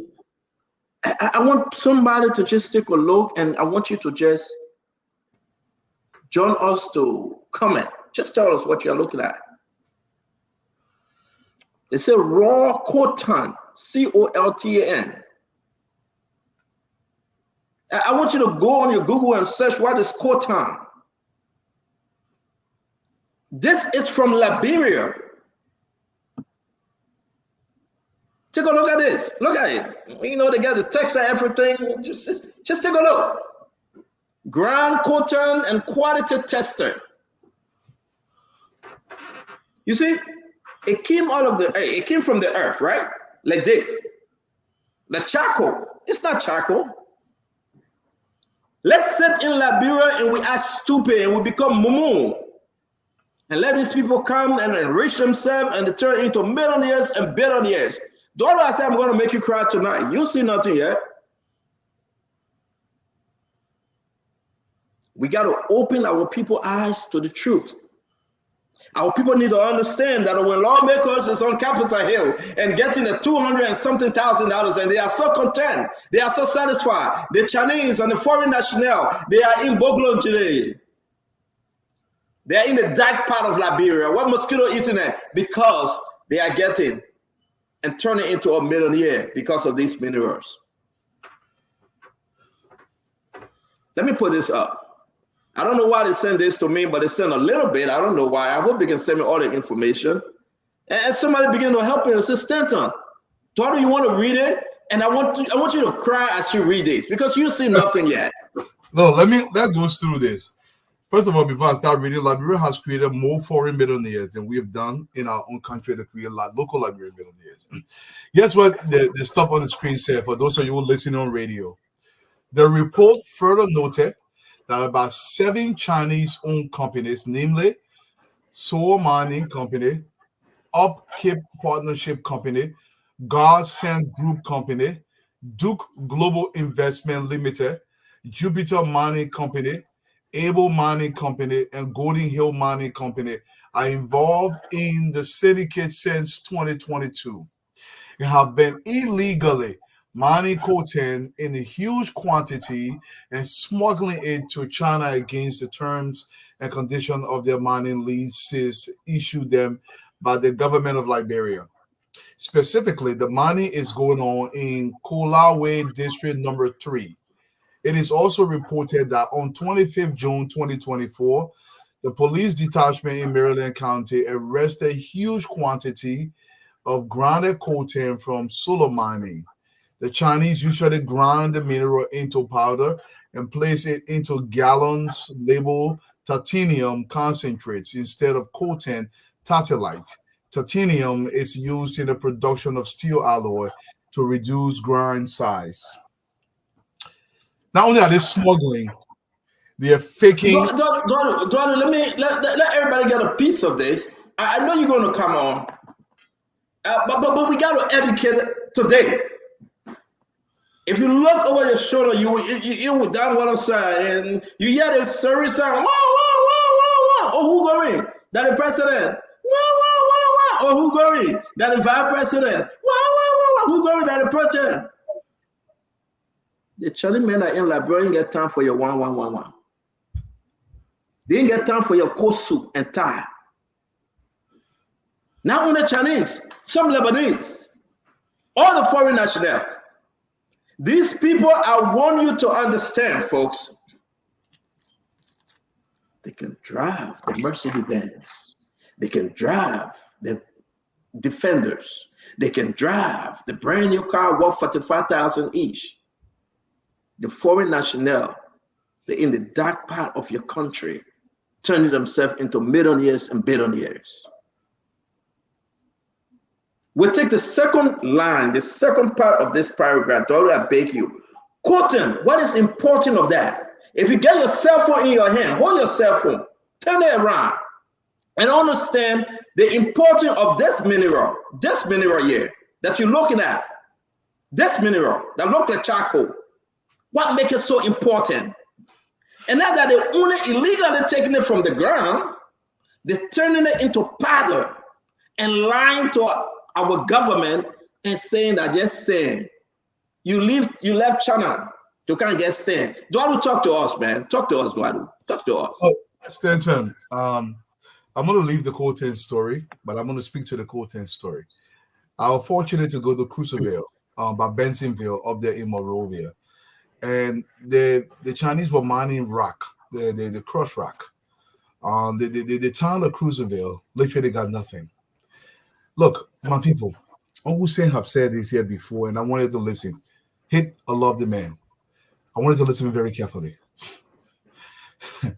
If you continue to believe that a Liberian that comes to Liberia and that Liberian wants to do something in the country so he or she can become a billionaire, and you find that more offensive than a foreigner doing that business, you don't understand what is happening to this country. Look, the Chinese have no fish to fry in this oil. When you take people that have no preparation, I want one day just go to the legislature and see the caliber of people that we send in there. They don't understand how the modern world works. The Chinese will come here with one agenda. They know even if they got prospecting license, they can mine on that license, and they know with complete certainty that nothing will come from inside. And even if something attempts to come from inside, they will pay small money and they will move along. Your representative does not grab the full magnitude of what has been done to the country.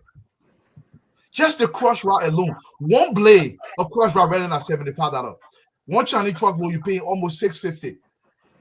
If you build 3 bearing horse, you will use 3 or 4 of those.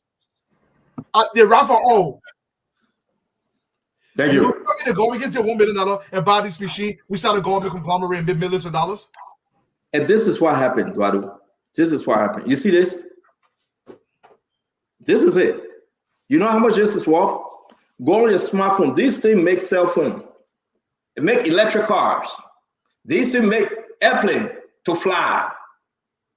We are sitting on the world's richest mineral, most of them. And we are here celebrating for the 5,000 car to lawmaker, and they're happy because they can get in the air-conditioned car. And we're here celebrating because the executive refused to act. Why are you sitting there in Monrovia? Look at the Chinese man. He digging behind your backyard in Bokonojide. Why are you sitting in Monrovia? You know the place name? This place. Callaway, district number 3. It's in Maryland. Callaway. Give me the name of the senator in Maryland, James Bonney, and who? Give me the name of the representative for that district and ask him what he know about this. Nelson, find the name for that representative, please. Callaway. Ask the door, you from Maryland. Callaway. The people are digging this thing. You see the man? The man care to come sit down and listen to your one leaving Congo Town to go on Broad Street and come back, and you say, yeah, we're in Liberia. You see what they're doing? 2 years, he said for life. You see what they're doing? We'll show it to you today. That the leaders of our country, from generation to generation, they have caused us to be a beggar while we're sitting on the richest mineral that the earth can ever give. Let's hear you, Fadiga. Let's hear you. This other news is too heavy for me. I was approached by a former college buddy a couple of years ago who brought cocaine in a little small water bag, a little plastic. He said, Fadiga, when you get to the States, I want you to test this mineral. It's cocaine. That was the first time I heard about cocaine. But because I was so busy with other stuff, I had that thing for many, many years. I still have it in the US, but I did not look at it because I was so busy, I forgot about it while packing stuff. I phoned it again. But what this means is that part of our ignorance is killing this country. Because when I did some research on cocaine, when the news started coming out, DRC is one of the world, I think, a major producer of cocaine. And I tried to check the price of cocaine on the world market. And what I found out was based on the number of titanium in there, they could go from anywhere up there. What I still can't understand is why are we giving people prospecting license? We either have it there or we don't have it. I understand that people want to do prospect, but for a country as corrupt as this, look, the problem in Liberia is corruption. People are not held accountable. You will send someone to stand behind that Chinese man to make sure that what they are doing is actually prospecting and not mining. But that same fool, that same unpatriotic individual will take 1 cent on hundreds of thousands of dollars and look the other way. Why should Chinese be mining sand in Liberia? Sand mining should not be something so that way nobody can even play trick. It's ignorant. I didn't know cocaine. How many people know cocaine in this country? Nobody do know. I was surprised, even boxer that we even have boxer before they say, but the fact that this very serious mineral is in this country and people have been secretly mining it and we didn't know it, or people knew it but they decided to shield it from the public, for the general public, it's like your father leaving you with a massive deposit of wealth and just one group of people just eating it. Of course, at the end of the day, it will bring problem. It want to bring problem in this country. Look, it pains me to even discuss this thing. Do you know if this add to the list of other minerals that we have in Liberia, do you know what this could do for the country? Here's the country, we're just talking about the economy. We're just talking about people, food insecurity. We're just talking about our terrible schools, infrastructure development. We have not carried on any ambitious project in this country in the last, I don't know how many years. No ambitious project. All these things are just substandard project. They want to build the fishery. They build one other ugly building to something. The ministerial complex, probably one of the major landmarks we have had in recent times. The airport, I don't like it. I think it's a piece of trash. But no ambitious project. Nothing. Where are the overhead bridges? Where are the bridges dividing the country when we're stuck on the boulevard? We can't go anywhere.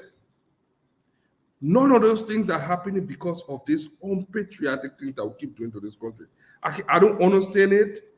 I don't know how we'll fix it, but it has to be fixed. And I think we are at the beginning of it, the fact that we are even mentioning it. But we should not only talk about incidental. I want us to keep pushing that. We'll fix it. Let me say one last thing with the Chinese. And I pray that we separate it. I'm one of those people that I'm not one of those who say, I know you let my Benny. You say you call me, but I love you. I know. I tried to call you today. You didn't answer my call. I know what we found. You didn't answer my call today. No, let's get back to it, guys. Let's get back to it, guys. Finish up. Let me say this. I am not one of those people that are big on this Chinese, Russian influence over Africa. There are so many reasons. Look, part of the reason these Chinese can come to this country and do these things is because they know that there is some government backing. Whenever we decide to take action, China will call Liberia to say it. The Chinese are very dangerous with their loan. Liberia saying we've got free from slavery, we built this country. No Liberian have been held hostage. Our land have not been seized by the Americans. They gave us free money. Pretty soon, the entire Africa will be indebted to the Chinese. They will be owning China in Africa. And I want to So let's go to asset. So thank you, Hussein. Thank you very much, Fadiga. Let me show this an asset where you can come in. As you can see, now you see the people working for the Chinese. Imagine, I want you to just grab this, right? Those of you that listen to us by way of radio, this people way in the interior. Okay? The way in the interior, I'm not going to put party on this one, but as you can see here, I just want you to see. The man left China. He left his family to kind of live on top of the water. Does that make sense to you? There must be something over there he's looking for. There must be something. Look at this place. Look at the setting and say, yeah, it's okay. The mosquito gonna eat me. Look at the man over there under the wires.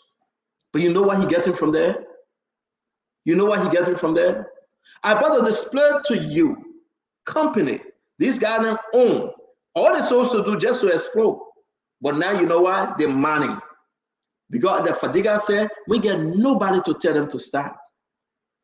We got nobody. So the complaint was sent to President Bouaka. President Bouaka called his national security advisor, Samuel Kofi Woods.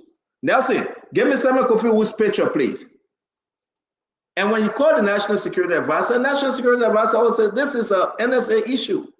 He wrote a letter to all the NSA group members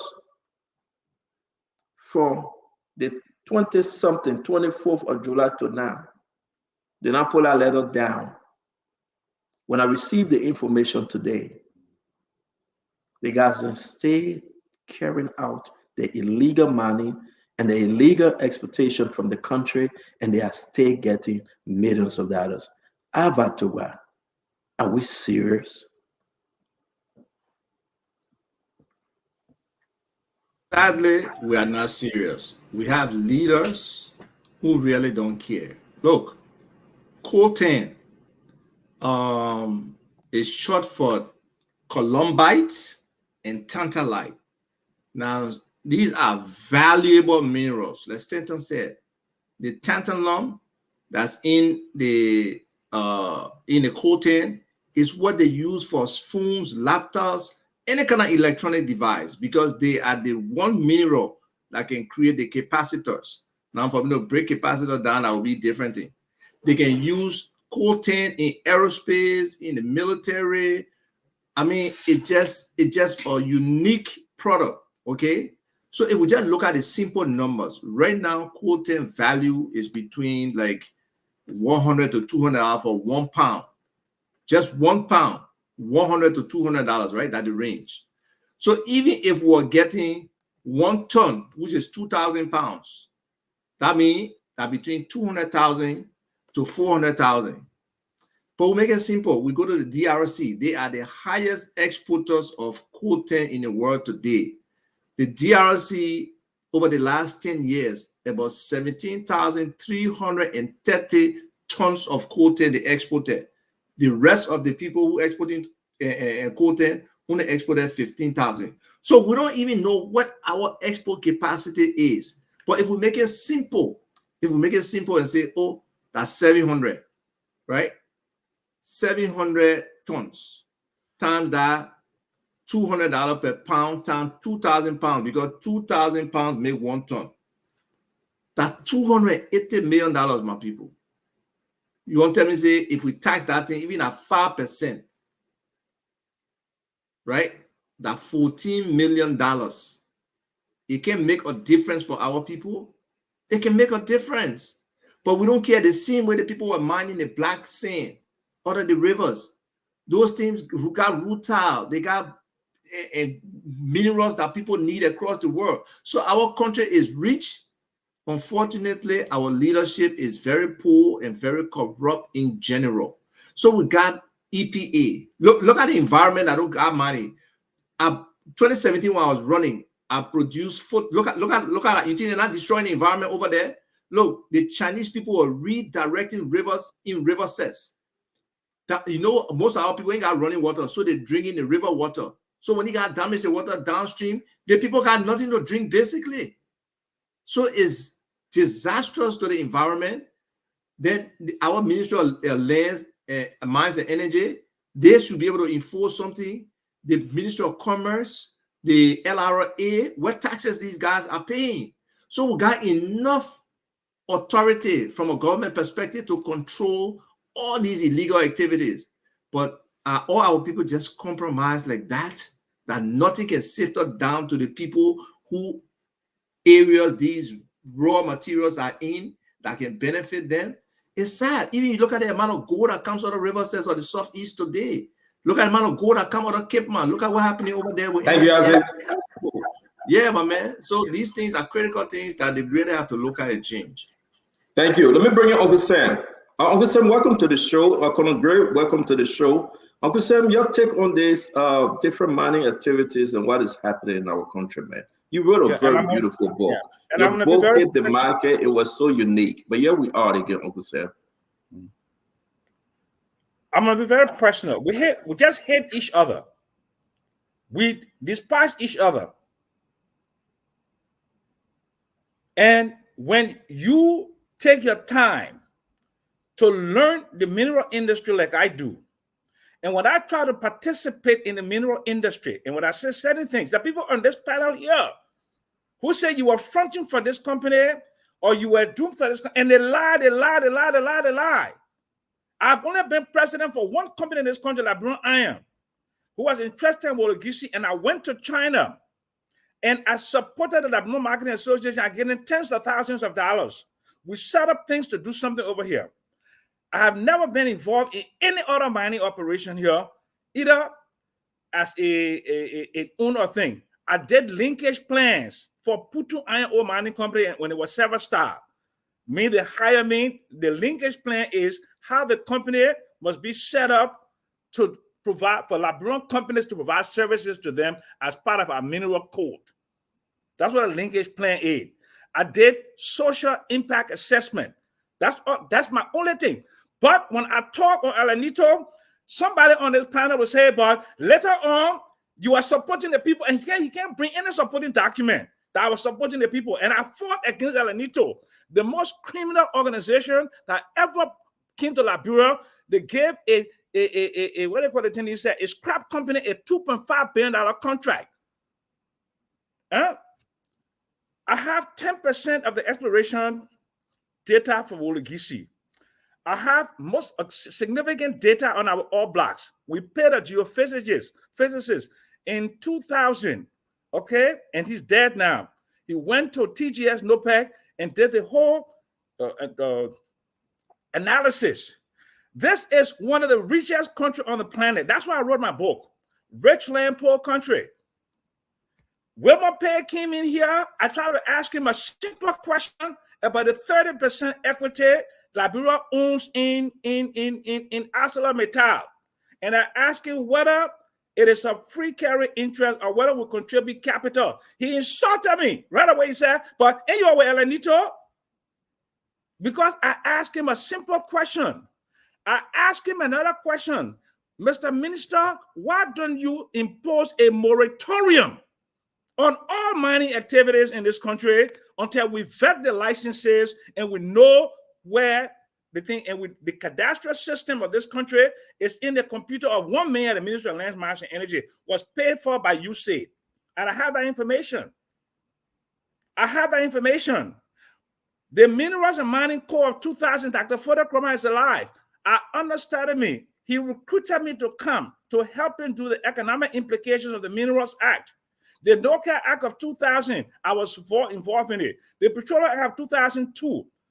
There are Liberians globally that have the knowledge that they can come and we can liberalize and reform the mineral industry in this country and make it beneficial to the people of this country. But we hate each other. We don't want each other. If I get an all black, oh my God, it would be just so bad for Liberians. That St. Jackson would beam up all black. He would take our girlfriend. He already got beautiful South African woman. That's what I'd be talking about.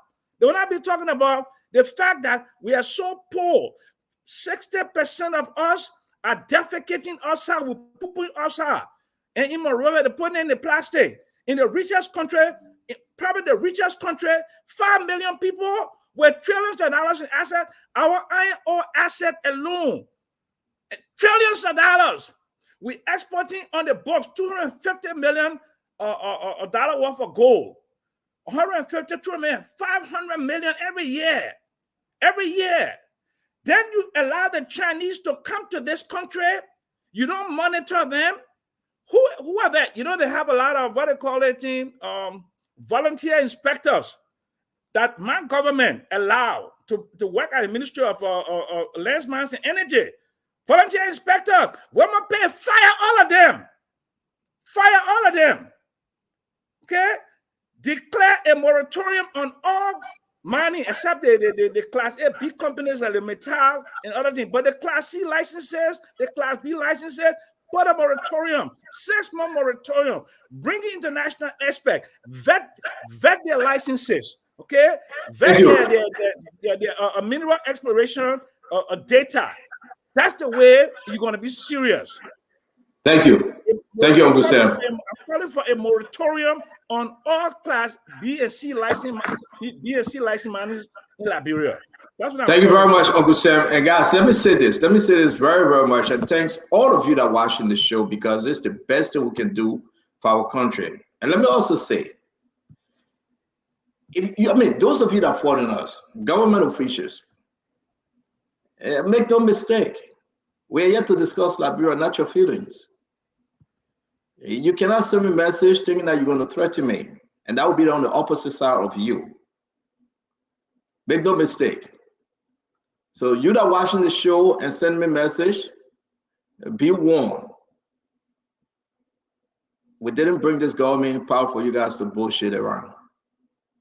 I'm going to be very straight up with you. When we see it, we're talking. I will still say hi to you. If you care less, you speak or you don't speak, that's your business. This is about Liberia. This is not about your feelings. You got a position you got today because of the good fight we fight with the grace of God. You didn't get a position because you think that it was easy to get George Manawia out. Do your job. Let's work together to build a better Liberia. So I care less who you are. With or without you, we will be here on Facebook to make the case. Don't send me a message of threat. You try that next time, I will call you and we'll get into it. I will call your name, I will post your picture, and we'll get into it. If you're doing a good job, we'll celebrate you. If you're doing a bad job, we'll celebrate you. So, first of all, you can't allow somebody to threaten you. Seriously. First of all, let me just no, Uncle Sam, no. Uncle Sam, no. Uncle Sam, no. Let's handle this the best way we can. Before Colonel Gray comment, let me say this. And thanks to all those of you that are giving us information, from the executive mansion to the Capitol building, all the ministries, we say thank you. Something that was done by Kofi Woods. Nelson, you got Kofi Woods picture up? I think this is Sam Kofi Woods, right? No, this is, we discussed Molly yesterday, Molly Kamara. Nelson, what's the picture? Nelson. Few seconds. It's loading. Oh man, you say it's up there, it's a few seconds. So it was good. Let me say this about Kofi Woods. When Kofi Woods receive the information, guys, if you send me information, send me all the information, don't send me half. But I appreciate it if you send me half. Somebody sent me this and they said, this is what was written from Kofi Woods, the National Security Advisor to the President. I don't know who he wrote it to, but the information came just like this. I present my compliments and herewith forward for your urgent attention the attached communication received July 23rd, 2024, sent to the Office of the President by the Ministry of National Defense, illegal money in the southeastern county of Maryland. What we're talking about, their quote time, is from the Maryland County. I told you guys. So it seemed to be, because when we say this thing, people say, oh, Stanton, you're just making up story. Now, that's Kofi Woods' signature. He's the National Security Advisor to the President, Joseph Yimabwaka. And if you don't know Kofi Woods, this is Kofi Woods. Anthony Kofi Woods, former labor minister, he got good career, he got good history, his credentials look unique to each his own. But here is Kofi Woods. When he received the information, when the Minister of Land Mines, Wilma Pay, received the information, they met, they discussed, and then they were looking at the southeastern region because all the attention was to Buapalu. And they briefed the president on it. And then, I don't know who they sent this letter to, but it came to me like this.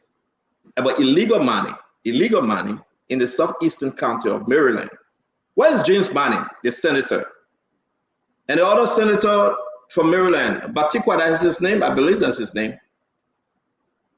I will appreciate your prompt review and action with sentiments of my highest esteem, and to the Samuel Kofi Woods II, National Security Advisor to the President. There you have it. Dualu. There you have it. And based on that, Women Pay, the minister, organized a team to go to the southeastern region and to investigate these different activities. We came on the show some time ago. Yeah, we get very plenty. We came on the show some time ago and we talked about black sand. We talked about illegal mining and all these different things. We talked about Michael, the Chinese guy who said he got his law degree in Liberia. We talk about Gafan. Gafan is the guy that is associated with Randy Scott. We talk about all these people, Lebanese, Chinese. Women complained to the Justice Department and put a $30 million fine on Gafan. And guess what happened? We said, release them on technicality of the issue, but that's the law. Women said, I went back to the Justice Ministry. We demand that they should arrest them again.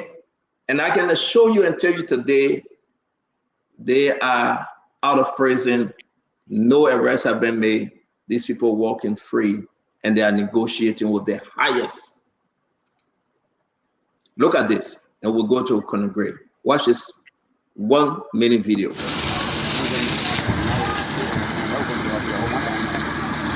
Get people in town, reporting. Get people in town, doing all of the no, the call when that's yeah, I.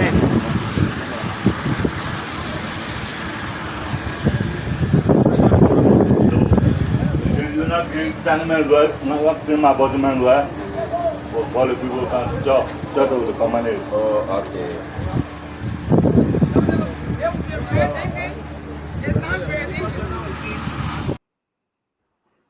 Look at the Chinese man fat and all of them skinny. Understand where you are. Educate yourself, Conor Gray. Unmute yourself. Talk to us. I want to cry for Liberia. I want to cry for our poor people.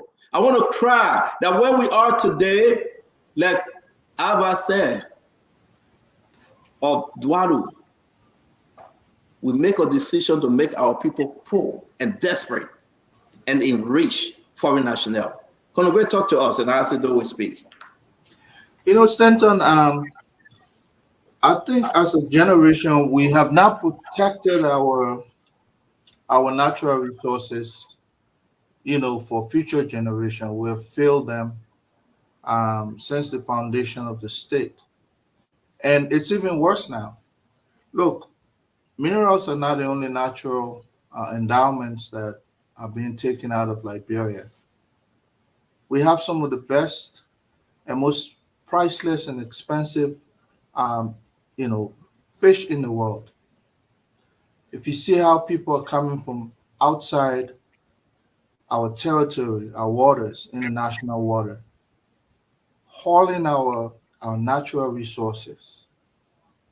If you see, I mean, people come on fishing expedition, something that can send people behind bars for years. People come, they they, they prey on our international waters or close into our own border.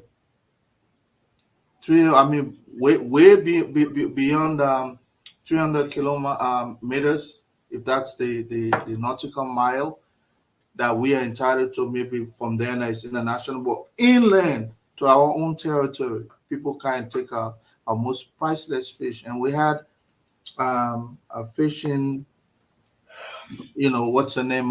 That was that literally sold our natural resources through the sea to Senegal. So this issue about people coming in, look, the Ghanaians walk, swinging their hands into Cape Mount. They've set up all kinds of shop there. I know you can't do that in Ghana. You can't do that. Free. They take our natural resources. So we've failed the people as a whole. Chinese are not the only one. And when the Chinese get into your land, my brother, you are in trouble. Because now they're releasing all the notorious criminals and sending them to us. And they would take almost, look, go back and look at Zambia and other areas, how they have depleted their natural resources. We are going to be next. We can't be that endowed forever. When people, you take minerals or such a thing, natural resources, they don't replenish easily. Or I don't even know whether they replenish. They're there. Once you extract them, that's it. And people keep taking them away. Non-renewable. Yes, people keep taking them away, keep taking them away. That's it. Eventually, we'll have a country. So I think we have not done well as a nation. We have to do more. Thank you very much. We're going to be bringing you more information on this. We got a lot of document to share with you. We got a lot of story. We'll talk about the $8 million that was given to the bank as a build out. We'll talk about Marty Kamara. We'll talk about Sad Johnny. We'll talk about the rest of them. We got to hold these people accountable, folks. Do not be afraid. Whether you're in Liberia or outside of Liberia, let's speak truth to power. We will not protest to destroy our country. We can do a peaceful march. But we got to use every avenue to speak truth to power. We got to look into their eyes and tell them. We got to remind them that the fight we fight, the struggle that we went through, we should realize that we want a better Liberia. Mr. Duadu, let me come to you before going to ask the door. Yes, thank you. Seeing all the videos, seeing everything, Mr. Duadu, talk to us. I'm going to say this, and for those of us that continue to sit on the sideline, we have to change course and take up leadership of this country. I'm not kidding. I'm being dead serious. This cannot be allowed to continue. I want to tell you guys a very quick story. Hold on 30 seconds. In 1967, when Norway discovered oil, it took them 30 years before anybody take one snap battle from in the ground. They built the infrastructure to be able to support the natural resources. It was like maybe 3 or 4 years ago. My wife, she was like, honey, most of the mineral in Liberia, like, who can test it before they take it from out of the country? I said, what do you mean? She said, does Liberia have a national laboratory that can confirm or deny what these investors are saying they're leaving out of the country? He said, why don't they build a laboratory? Why don't we build a laboratory? This is all she talks about building a laboratory to make sure we can be able to justify what is leaving in our country. Nobody tests anything. Look, the people are eating our lunch while we are malnourished. Colonel Gray mentioned about what the Spaniards came into our rivers, into our ocean. They were taking our crawfish in. And they call it shrimp. Mama, you're in Liberia listening, they can say they can put 5 shrimp in one bed. They say that $5.99 US. They put into our water, they get clear. Oh, nobody monitors them. You got boats that will cost $75,000. We cannot buy 10 or 20 other boats. Our coastline is not too long. It's 350 miles of coastline. We can protect that coastline in no time. But where our priority is buying $45,000 vehicles for men that have contributed nothing. They've written no books. They added no new idea, no ingenuity, nothing of any kind. These are the people we give the money to. The city of Monrovia, while these foreigners go to our bushes and they come there, literally looting the country, while we are in abject, bone-crushing poverty in arguably one of the richest countries on earth. This is mind-blowing. If you just think about it, it wants to kill you. Los Santos, I have to run. The guy can be on the show today. I won't lie to you.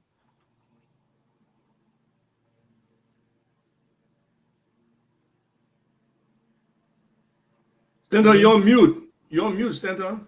No, it wasn't a time. Look, I do understand where Dwalu is coming from. It's hard to listen to. It's just so difficult. Look, sometimes when you have seen better and know what a society is supposed to look like, it's difficult living in this country. Is some of the things that have been normalized here, I look at it and I sometimes cringe. I know, why do people feel so comfortable with just doing things the wrong way? But then I realize, do people even know the better way? But then there are a lot of things that we have normalized in this country that is by design. People just don't want things to change. Why will a Chinese be even attempting to mine sand or sell cold water? Why? What happens to all those businesses that were set aside for Liberians? But you know why it's happening? It's not only because of the official. I know sometimes we just blame the official. It's the ordinary people. Somebody will go through one blowjob that they have nothing, give them a few dollars here, and they will sell the Liberianness. Something that is so important to them, they will give it away and be in the shadow, living on peanuts. We need to do more to teach our people patriotism. I've always said this: when you ask an American and say God and country first, you ask Liberian, they talk about tribe, they talk about individual, they talk about the family. When you ask an American and say, when we all do better, we all do better. The level of poverty in Liberia, in the midst of massive natural resources, is just disturbing. The looting has to stop. In one way, look, I think I put something there, and Alvada commented, they were talking about something. If we cannot, look, human by nature can be corrupt. If you are left unchecked with all checks and balances, you are susceptible to becoming corrupt. That's human nature. But if we cannot trust human beings, then why can't we automate our system so that we do not rely on human beings? Because in countries like America, they still have their own system. What they believe that nobody will be there, no camera need to be there when you go. You get on that bus, you put your money there and go. Even though some people will try to do it, but most people will abide by the law. You won't have to put chin there, you won't have to something. But if we cannot do it, there are mechanisms that are already up there, technology. Let us trust technology. But you know what? We don't want any of those things. We do not want a system. People strive on the broken system in this country. People want it that way. Why are people still handling cash when we do POS? Thank you. We got thank you, Fadiga. We need solution. I know we're talking about the problem, but we need to start forcing people to find solution to this problem, because Stanton, so many people before us, and even us and after all, will be talking about this problem. How can we get Liberians to get out and fight for themselves and fight for us to change this country? because those are the people we have the power. Thank you very much. Again, you are quite correct. Also, though, let's speak to this issue. We'll be moving to the other issue. We got to speak to everything. I want to share all this information with the folks out there. I want us to talk about what is happening in our country and who lying to who. I'm going to put this in the chat, Rabiki, my brother. These people were found. The girlfriend, they were found almost $30 million. Some people say the fine was excessive. It was too big. The only thing they wanted these people to pay $25,000. But for all this time, the people get millions of dollars. They got two groups, and we're about to show the picture. They got the Michael group. Again, I always ask Michael question. Like today again, one of my old reporter, I asked him to go there, and I asked Michael question. Do you know this company? Are you part of this company? I about to put a company up, and I about to put Michael up. Michael said he served as consultant, as a VAR, but he's not the owner. The company is owned by an Indian man. We'll explain the story tonight. Because I asked Milkman, I said, Milkman, where is Michael? Can you go, let me ask him a question because I want to run this story today. And Milkman went and we asked Michael the question. And Michael said I think he's a lawyer or he's friends with a lawyer, something of that nature. And he said, listen, you got 7 companies that he served as consultant. But the information coming to us as a though, Michael is the shadow owner of this company. He's a shadow owner. You go to Garfan. What Michael last name? What Michael last name? I'm going to put all up. You go to Garfan, the other Chinese group, with the Rondo Scott and Orito Scott and all of them. Their own story is so horrible. Then you get some of the Lebanese. The Lebanese have gotten themselves involved into the money too. Some of them have real lesson. Some of them don't have lesson. But when women pay grab them, then our own lawmakers and some judges find a place in the law to let these guys go. So it's like a revolving door. As they talk to us, it's getting bad for our country. But what will President Joseph Yimabwaka do? What can he do? Stop all money? Reconfigure it? But talk to us, Isaac. Yeah, right. So I want to basically, hi to everyone's good to be back on the show as always. I wanted to talk about the mining activities in Meriden County. It's very much dear to me because Meriden County is where I'm from, school there, was born there, and we'll be looking to go back there soon.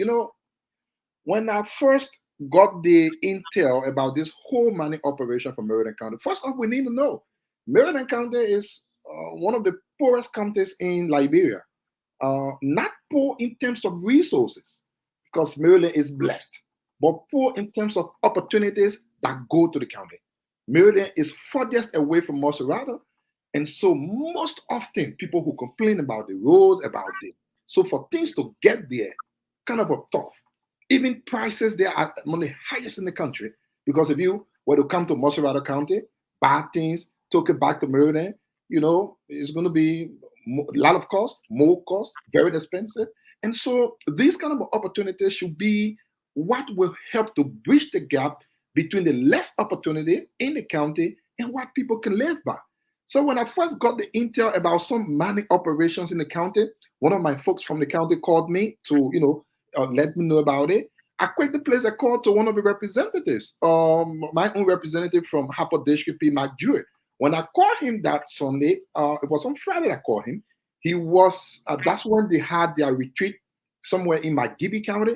He told me he wouldn't have been available because of the retreat, because I want us to have conversation on it and see how we can look into what's happening. Because listen, a county as Meriden County, I don't have much of the opportunities other counties who have because of their close proximity to Maserati, the capital. You want to take advantage of every little opportunity there that can bring some relief to the people. So I thought, the county should be benefiting from the riches that they have and not be a curse to the people. I called PMAC and I wanted us to talk about it.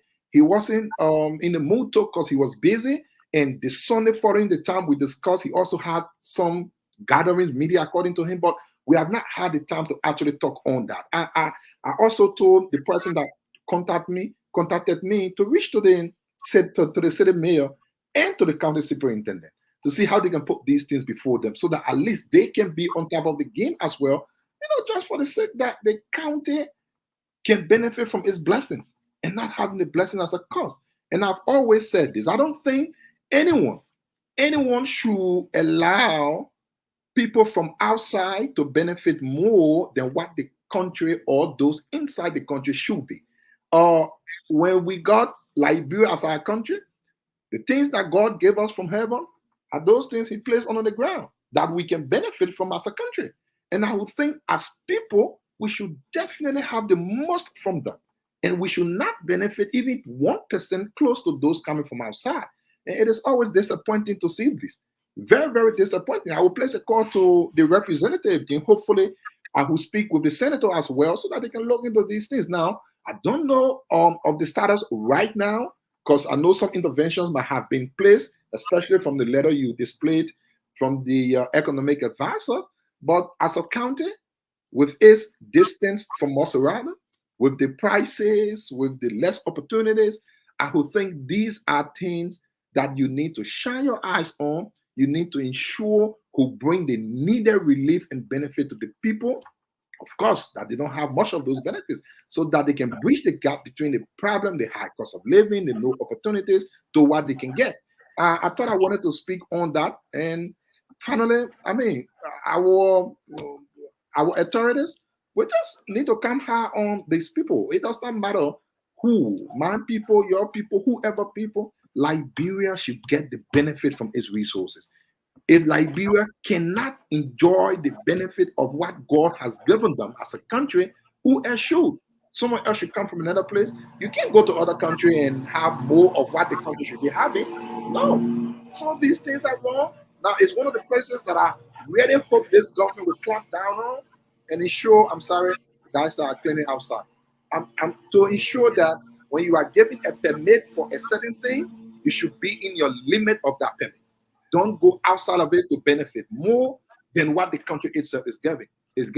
And when they find that the Minister for Lands and Mines placed on the other folks the last time, my very guess is they will be looking at what you've benefited over the time, what you've extracted, the cost of it, what you should have paid the government, and come up with that. If that was 30 million worth, they should pay 30 million. If it were less than that, they should pay less than that. If it is more than that, they should pay more than that.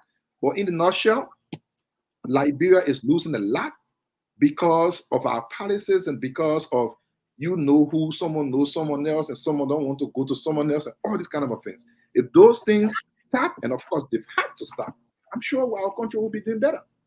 But these things are not okay. They don't really make people happy when they think about it and see that. Thank you very much, Asido. It's so bad, and I'd love to show more pictures of this thing. You see, they are taking the best out of our country. They are taking the best out of our country. They are taking the best out of our country. Let me say this. I have recording and all that will play. Like I said, I'm uploading those other documents I received when I spoke to Michael. I'm going to put Michael picture up, and I'm going to put Galfa and Randy Scott picture up. I want you guys to see them. And I asked Michael, are you part of any of these companies? 7 different companies. 7. I said, are you part of it? And he said, no, I'm a consultant. Those companies are owned by an Indian man. The Indian man, I think he's in Guinea or Ivory Coast right now. Somebody tried for me to talk to the Indian man. He said hello. I couldn't understand him. And I said, I just need to know, why you guys doing this to Liberia? And Michael said, no, it's not me. That got fun. I got nothing to do. And Michael speaks very good English. He speaks like a Liberian. I said, well, you got to help us. You got to make us understand what's really going on here. Let's read what happened here. Read what is in. You see the different farm folks for using its exploration lesson to conduct illicit mining. 25,000. 25,000. These are the arguments the Liberian lawyer is making, because Wilmot Pay found these people almost $30 million. The Liberian lawyer said, no, you cannot. Mr. Minister, our client, who have us informed that it is fully aware of the express authority granted. Our client has determined, let's go to the next one here, deem it prudent not to engage in long drawn or expensive legal battle. Now, they're trying to settle yet. They said you got these guys in jail. They don't want to fight this thing. We don't want to get involved into legal battle with the ministry, and is therefore seeking the opportunity for an amicable resolution of this matter, all of which the indictment was drawn and the fines imposed. When women pay were fighting and said, keep them in jail, what did they? They freed the Liberian people then first. They came back and said, you know what, we got to free them. The judge, we said, we got to free them. I cannot hold them. I spoke to we said. I asked him, he said, I cannot speak on this matter, Stanton. It's legal matter. I cannot talk to the press. I said, okay. Every day I speak to people just to get to the bottom for the sake of Liberia. So don't come here and say Stanton didn't do his work. No. When you give me Fadiga name, I try reaching to Fadiga. Like I said to you, today I tried reaching to Michael. I couldn't get him. I called one of my old reporter, Milkman. Thank you, Milkman. I said, Milkman, please be there. Please take the phone. When I'm speaking to these people, I want people to be there. I don't want them to say something different. I said, Milkman, put the phone on speaker. Please be there. Because you don't know whether they're recording on that. And I told Milkman, I asked him. Milkman said, yeah, we get Michael here. And I said, Michael, what's going on? What's going on, Michael? I said, your name is all over. Michael said, Stanton, I don't have no money lesson. I'm just a consultant. I don't have no money lesson. Please don't put my picture up. I said, Michael, I got to put your picture up. Once I'm talking about you, I got to show your picture. It's not a crime to show your picture. Then he said, oh, I will sue the other people. The other people care my name. Fagon care my name. I will sue Fagon. I said that between you and Fagon, my friend, it's not between you and myself. You want to sue Fagon, sue Fagon. I am talking to you. Milkman, you there? Milkman say, yeah. I said, please put it on speaker. We got to fight for our country, folks. That's a cartel operation. They are fighting women pay. They want to destroy women pay. I will play a recording after we do this last round. On the recording, you see this inspector negotiating. And I'm about to send it to women pay too. Negotiating with, hey God. You read Fadiga, you read. Our own people that messing with us. The man decided to give you $2,000-$3,000, but he might take millions away. When will we realize, when will we think as Liberian, when will we love our country, when will we think that we need to build our country? Listen, Maryland, nobody taking from there. You know what this thing can do for the people in Maryland, in Harper, in Calico? You know what it can do? But folks, if you have anything to say, we'll give you 30 seconds. We got to move to the next conversation. 30 seconds real quick. Any one of you. Center. Let me say this. I can go.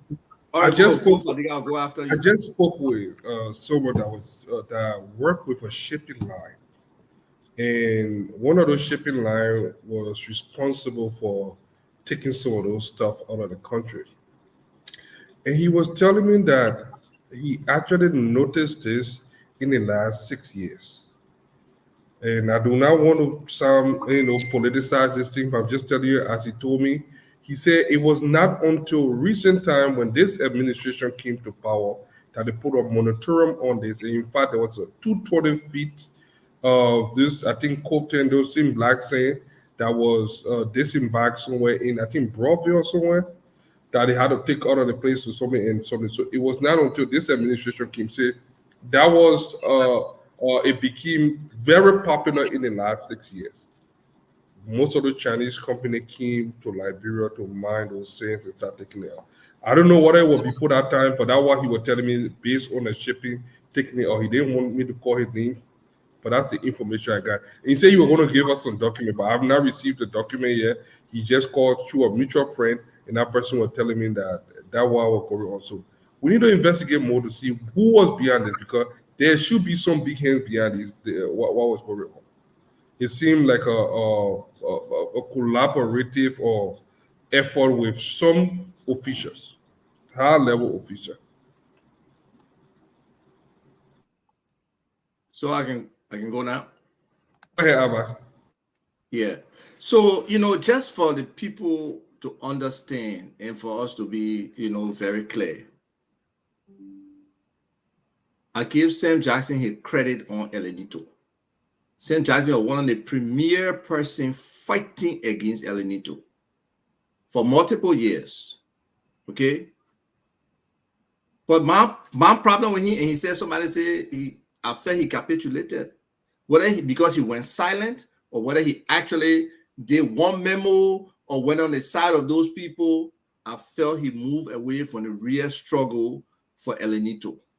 And even recently, when Evan Snow and them, they were in the first brigade back in 2008, 2009. If they go and check the legislative record, Evan Snow then voted for El Nito. They knew the guy was a scrap dealer. They voted for him. Look, Sam has enough information on this. The person he's calling somebody who got a cadastral, call him like ECB Jones. That was your classmate, right? No, Very smart man. It's not ECB. It's not ECB. Now who got it? Who got money cadastral? I won't talk about it. No. Okay, but then he's supporting criminals. You ask him still on the call. Okay, let's move on. Don't listen. Just talk your own Abba. Don't get it. Yeah, please. Let me finish talking my own. Okay. He won't admit, but let me finish talking my own. Even though I got it in writing, but let me finish talking my own. My point is, Sam, and what I have with you, you have the right position most times initially on issues, but your consistency and resilience to stand on principle and stay with those things deviates. Because who didn't come to you? Robert Selly didn't came to you. Dylan didn't came to you. Leave Uncle Sam business now. Let's talk about the people. No, leave it. You will not chastise him on the show. No, you will not do this. Just talk about the issue. We're moving away to have a good show. Leave Uncle Sam and what he did or what he didn't do. Come on, man. All right, I'll leave Uncle Sam. The key issue, but he will not make reference to somebody on the panel, and then you sit down there and you don't say anything either. No, you didn't make reference to you. Let's move on. No, let's move on. Isaac, let's move on. My point is, our mining sector is highly contagious, corrupt. Take, for example, under the We Are government, when We Are brother-in-law know about mining, that Isaac will sit down here today to be talking about the mining sector when he never said a word. The 6 years of exploitation, whether that was Buchanan, whether that was the Southeast, McGill, and We Are Brother, all these people were exploiting our resources along with these same Chinese people and other people with no commentary, no comment. Okay, so if President Boyka is serious to clean up this mess, if Minister Pei is serious to clean up this mess, then they will get there some other brilliant Liberians who have been in the mining sector, who understand how the money moves, who understand the transfer pricing, who understand how the guys evade our taxation. They are there. They got to tap into these resources. You may not like these people, but these people can help Liberia. Get them involved. Okay? So, look, my only advice to our people is for them to know that most of the leadership we have had has no interest in the future, has no interest in their children, has no interest in making a difference for them. The simple country plan that these people come up with, which is not to the fullest benefit of the Liberian people, they don't even execute those. Then our Bureau of Concessions don't even check on them to validate. When they do come for investigation, they compromise them when they come to the public. So what interest does the government in general has in the interest of the people to be seeking opportunities for them and making sure that they get the best? It's not there, and it needs to change. I really pray that under President Boyka, some of these things can change, that Liberians can start to see the benefit of the natural resources. Thank you very much. Now, let's go to you, Conagray, Uncle Sam, and Asido. Conagray? Stanton, the way our laws work, it seems as though it's working against us. So even if you have a president who has the willpower to, take this issue head on, you have another branch of government that will be, as we call it in the big language, pussyfooting. In other words, they will be setting up walls and all kinds of distraction and Alpha Niga said it well. But we've made our laws in ways that it seems as though only a dictatorship can really mend this situation the way we want it. But that is not to suggest that we're calling for a dictatorship. But I say this because even our judges, you can have all the goodwill. Why was we say we says um you know legal basis for freeing these people in the first place? So even if you have the goodwill to go to court, there will be some corrupt judges and other official within our legislature that will connive with some of these people, and they will always get away. But I say this to suggest that it is not a coincidence that a Turkish organization that mines our natural resources up in the western cluster area there take our natural resources by helicopter, but probably they are facing stumble block when they enter because when you use a helicopter, you have to land in someone else's territory. That's why they want a seaport now. They're asking for Buchanan. And the same individual that pushed some of these people, you understand, are the same one pushing for the port of Buchanan to go to some of the same people. There was not a coincidence for that to happen.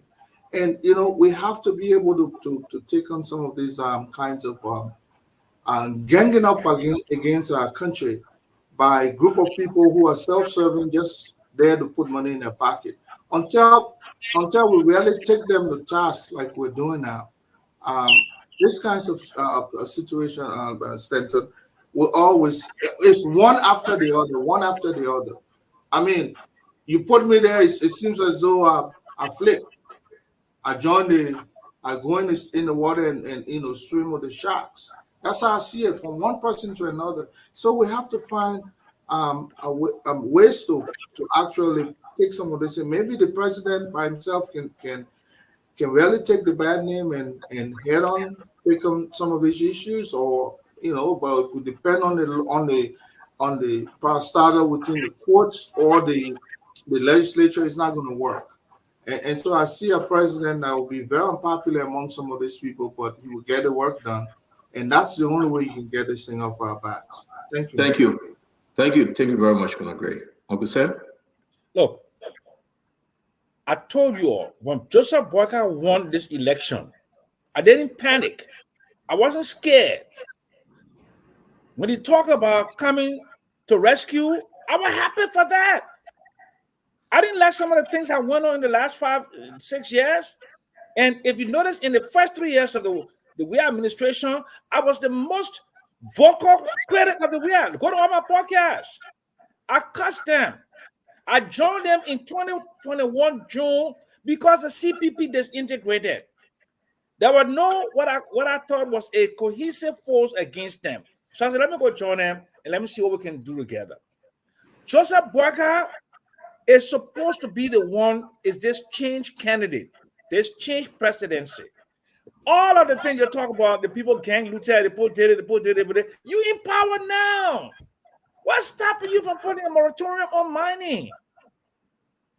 Look at the environmental and social consequences of the people, just the environmental impact in our rivers, in our streams, our waterways. You mean that we are so stupid in the age of sustainable development? We're bringing in people that mining in a non-sustainable way, degradation to the environment, and we call ourselves smart people with scientists, environmental scientists, and we're allowing Chinese people to come and degrade our natural waters. That's why I said, when I said we're stupid, then people say, but we're not. Something is terribly wrong with us for us to allow the things that we do to people. I will close on this. I'm Fanti. My mother was Fanti Bassa. I want to be Buchanan that weekend. The Fantis are the richest in Buchanan. There was a naming ceremony. You should see the people in their expensive garments, but they don't build their most expensive houses in Liberia. Go to the villages around Takoradi. You see any Fanti village, anybody get mansion there? Think about it, Stanton. Y'all think about it. When I was small, I used to go there and to see my grandfather, the kind of houses they both built in Ghana. They don't build the best houses in Liberia. You see any mansion in the Fanti village?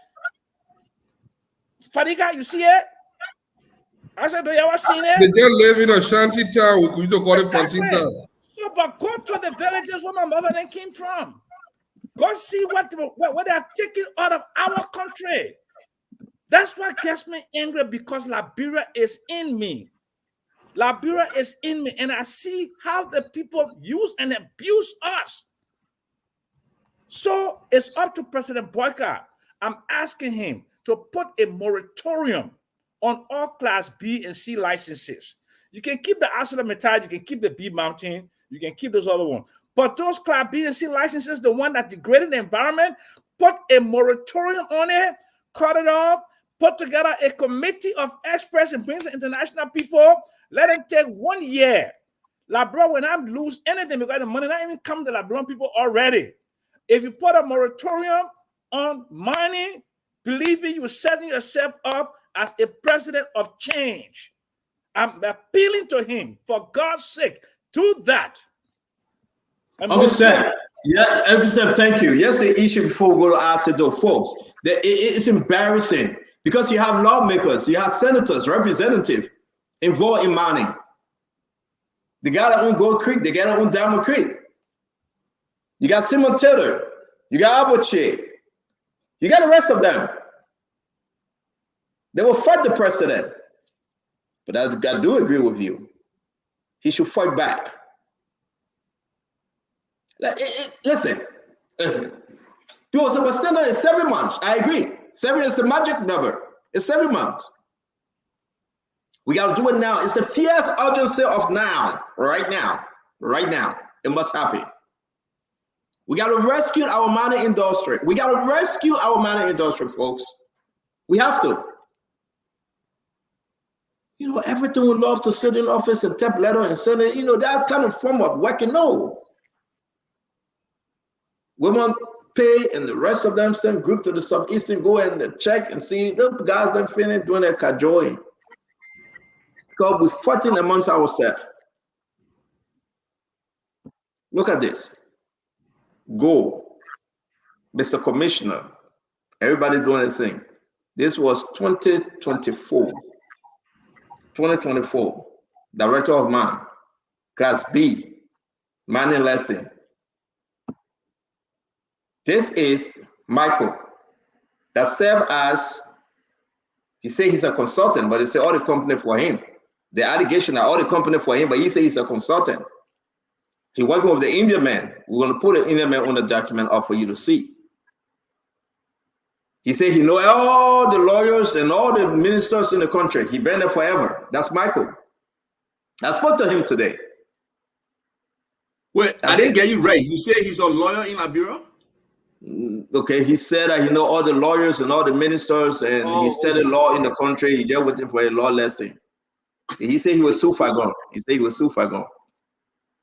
I spoke to him today. I asked Milkman to go. Whenever I want to speak to him, I can tell Milkman, can you carry the Michael? Let me talk to him because I want you on the phone.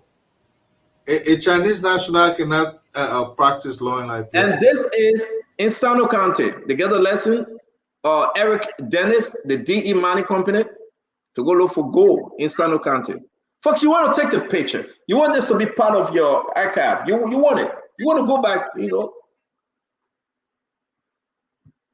This is your boy, Michael Children.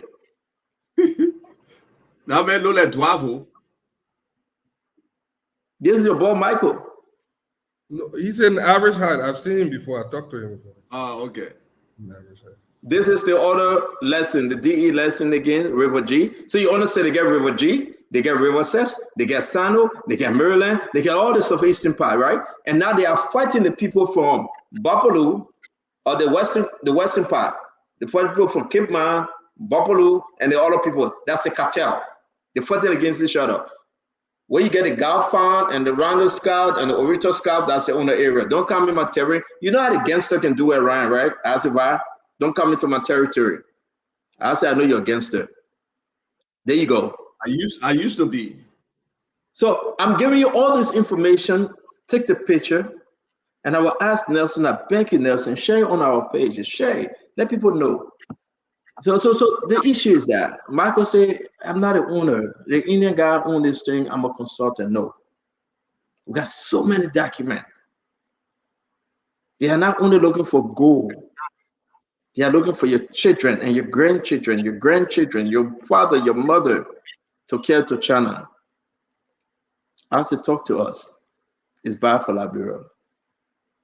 Yeah, I think for once, let's talk about the country here and how the country is not benefiting from things they should benefit. However, when you want to come and keep blaming people every day here, you want to know that the things that happened from 1847 is still happening today, unless you want to tell me that those in power are incapable of solving it. Let's talk about the impact it is having on the country and forget about the blame game issue. It's okay to enough of this blame thing now.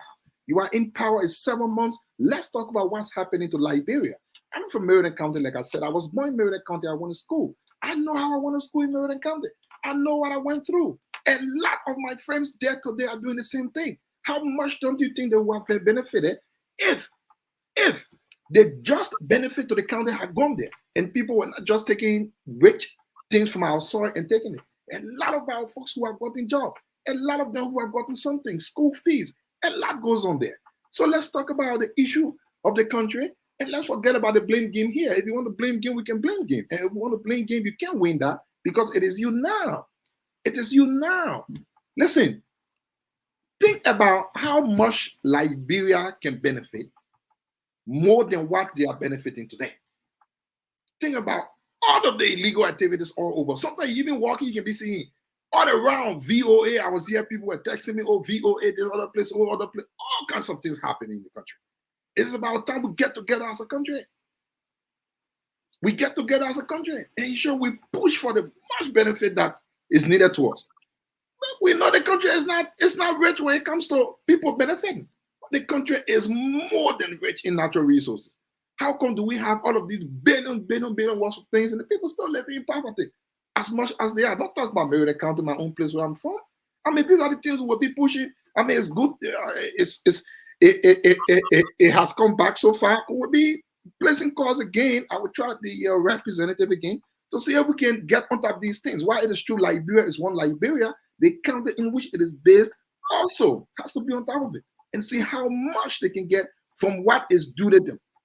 So again, they should be for our country. They should be for all of us. And we should be appalled by people abusing the country's right, taking everything they are taking and the country benefiting very less. Thank you. We're going to change course. We got a lot of information coming. We're going to go back to the story from yesterday where you have Marty Kamara, you have Sajoni, you have everybody talking about the $8 million bailout to RB Bank. But a lot of confusing thing happened here, though. Uncle Sam, I want you to start this one. Uncle Sam, what's the history of this bailout? How we got here, Uncle Sam? Okay, so who are involved? The players, the entities. Yes. The whole thing about RB Bank, FRB Bank, everything. Talk to us. Okay, First International Bank was brought into Liberia by the Salifs. Okay. And it was brought in by a guy called Chief Kalu, which was convicted and sent to jail in Nigeria for financial fraud. The board of the FRB Bank was mostly people from the Unity Party. And one of them wrote me a long memo today, which I would never, expose because he confided in me. And he told me it was a bank for money laundering. It was a bank that was using monies that came in for $3 million in one day, and the other day it went up. And guess what happened? This bank here, the people on the board, the Liberian members on the board, they took loan from this bank. They bankrupted this bank. So somebody from Ghana came in, the same man that got RLJ, he took the bank over.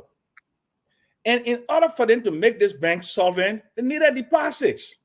So what they did, they got NASCOP to put in huge amounts of deposit. And in exchange for that, NASCOP, the managing director, sent his wife there to be deputy managing director Rhonda von Bamos, and peace be to her ashes. I don't want to speak ill about the dead because she died a couple of years ago. She was the deputy managing director. I put in a chat room today. Then they kept doing what it was doing, and the bank went belly up. Then SRB came in and took out. They bought when you buy a bank, right?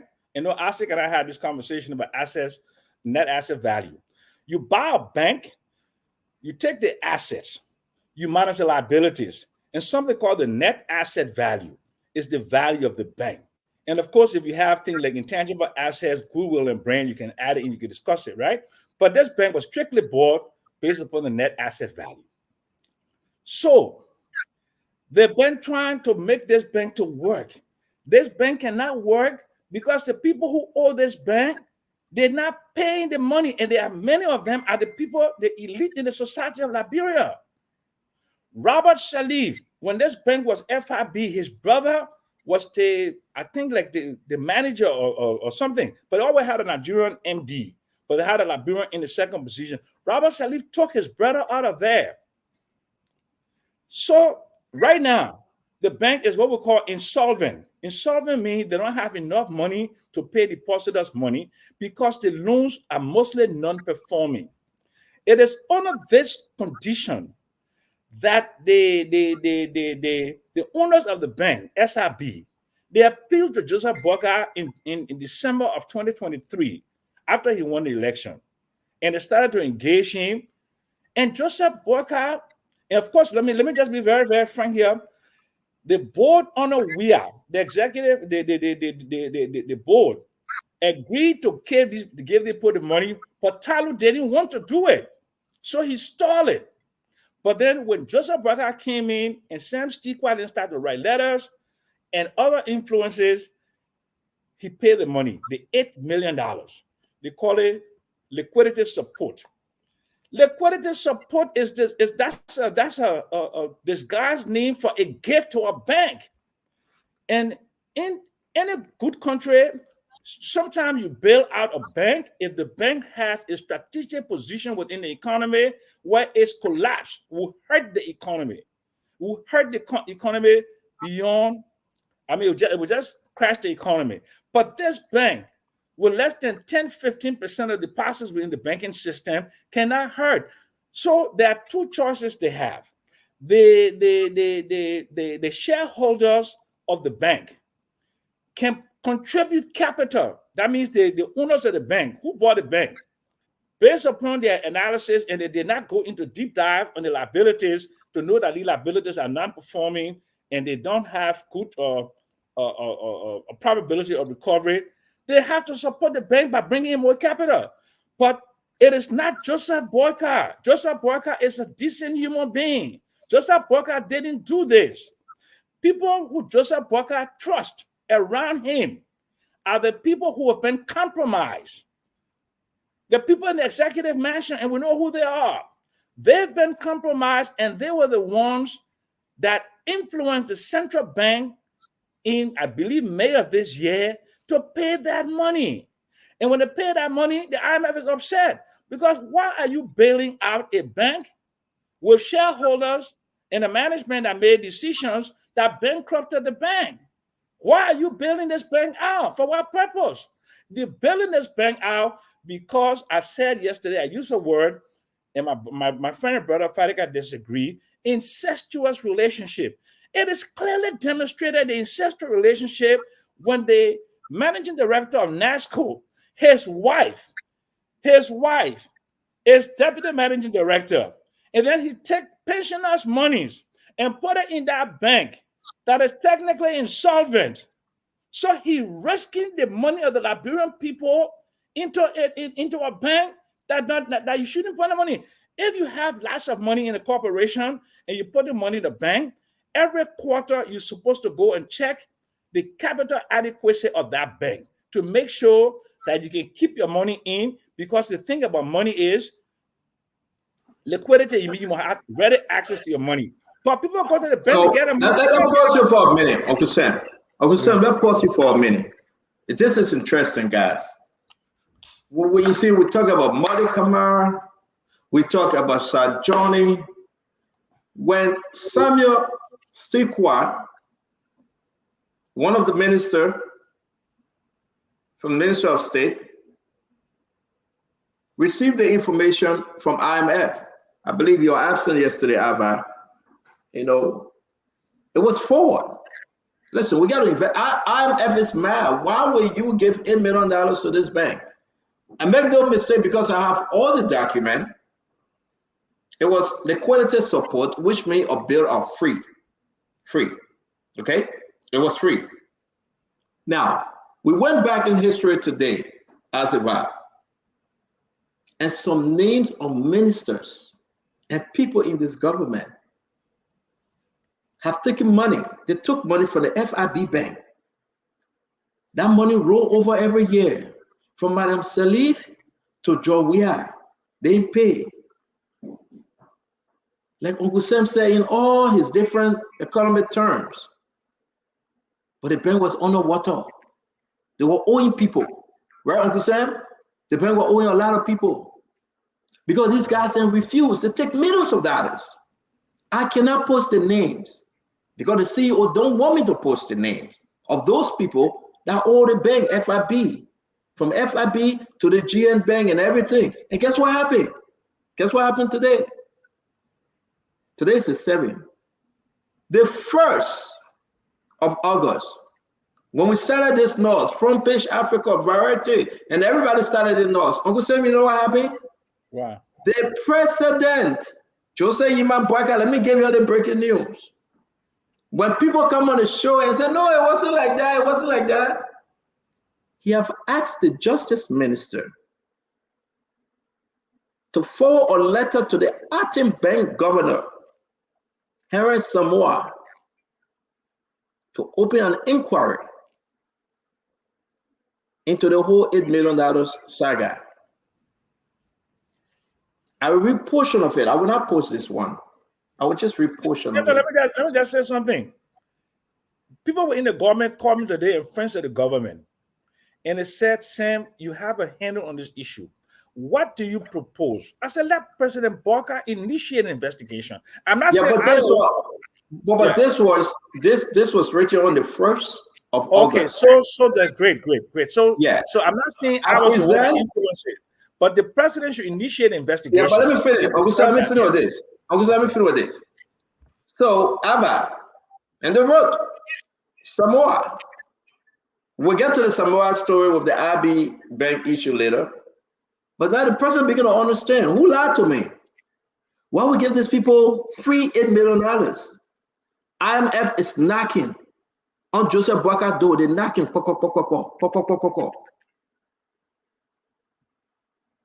So Oswald Tway, the Justice Minister. I said, how they knocking again? Please tell me how they knocking. They're knocking. Mr. Aten, Executive Governor, Central Bank of Liberia, corner of Lane and Ashmore Street, Monrovia, Liberia. Dear Honorable Executive Governor, I present my compliments and herewith request all documents. Listen to this, it's very important, Uncle Sam. And hereby request all documents that link Central Bank of Liberia in whatever way to the case. The management, Global Bank Liberia Limited versus the Republic of Liberia. Yep, but that's a different case or stand-up. Wait, Uncle Sam. Let me finish. Uncle Sam, you will enjoy this. You want me to send it to you? I can send it to you. Okay. Let's build this history. Let people understand. When we come on a show and we receive documents, some documents are so sensitive, we will show some of it. We cannot show all. Because all saying, you show all the document. So my sources telling me, show some, don't show all. Because you know what? You don't want us to get in trouble. To get some real people that love Liberia. They really do. Then Ava will say, but where you get it from? Send it to me. 2 days ago, I told Ava, I'm not giving you no document again in our chat. You can still put in the room. I put a one that is not classified. I keep the classified. Oh, okay. Yeah. Fatiga will say, oh, I can't see it. It's not too clear. I can't even read it. Sir. So I get a design tactic for them. I will show them small. Let it go crazy. In light of the confidentiality concern, I further advise that the requested documents be hand delivered. Now they are afraid of spoon. Oh, they said, don't get up nobody. It should be hand delivered. You, Henry Samoa, bring it to me directly. No second tap. Because you get to anybody in the middle, Stanton will get it. Don't get to anybody. Don't even trust your deputy then. There you go. But I read it to you exactly as it is. Listen. In light of confidentiality concern, these people worry about Spontorgo. I further advise that the requested document be hand delivered by senior level official of the CBL. As you see what you're doing, you see what we're doing to the people? We're confusing the people every day. They will be speaking in our cloud, and even in our cloud, we're there. So, folks, somebody lied to Joseph Boakai. It started from John. We have Madame Sally. They took the money. Now, I will not do this to Unity Party. If I post the list that I have, you have almost 11 individuals in this government. Joseph Boakai will have to fire them today. I need clearance before I post it. Because they owe the bank. They owe the bank. I'm personally speaking to Madam Titi. I'm personally trying to do what we can to address it before we start calling their names. They owe the bank. And because they took huge amount of money from the bank, some of them tried, some of them have paid. And because they took huge amount of money, the bank went underwater.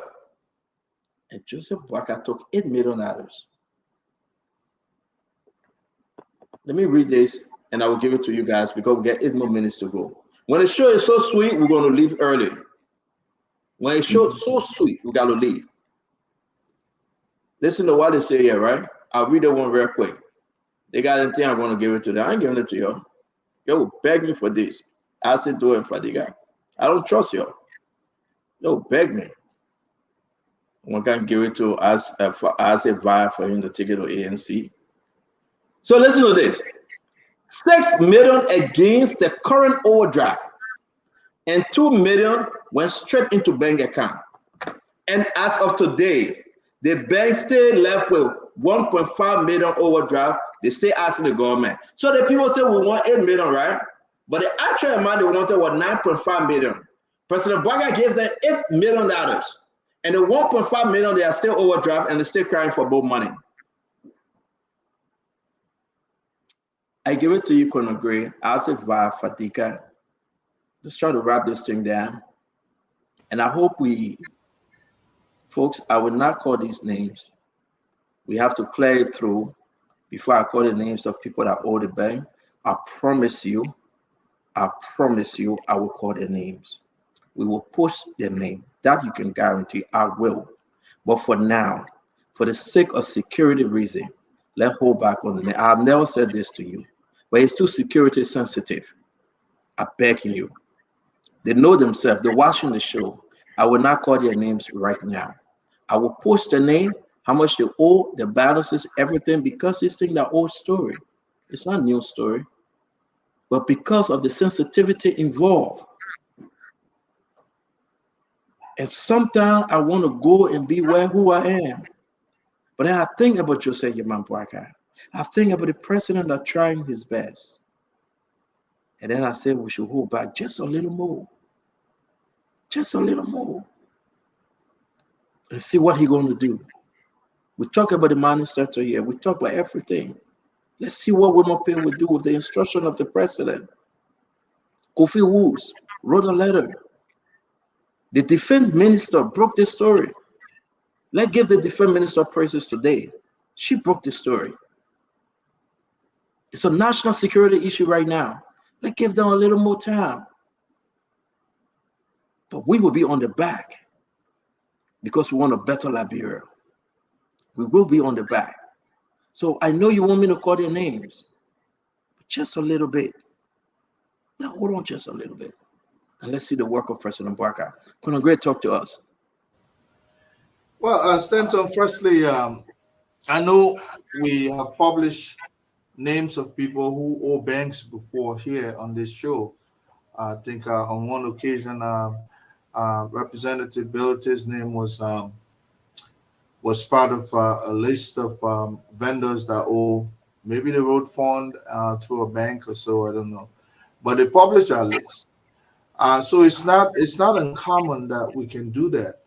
But one thing I know, owing a bank is not a crime. Accepting credit from an organization and defaulting, that's why the banks try to put a certain mechanism in place to restitute. In other words, they'll ask for collateral. And now if this bank was engaged in business in a common way, just a promise to pay without any collateral, definitely that was a bad way of doing business. But owing a bank is not a crime because we all go to jail if that ever happens. And everybody on this show probably can allude to that. Well, one thing I would say, it's a national security. I like that phrase you appended.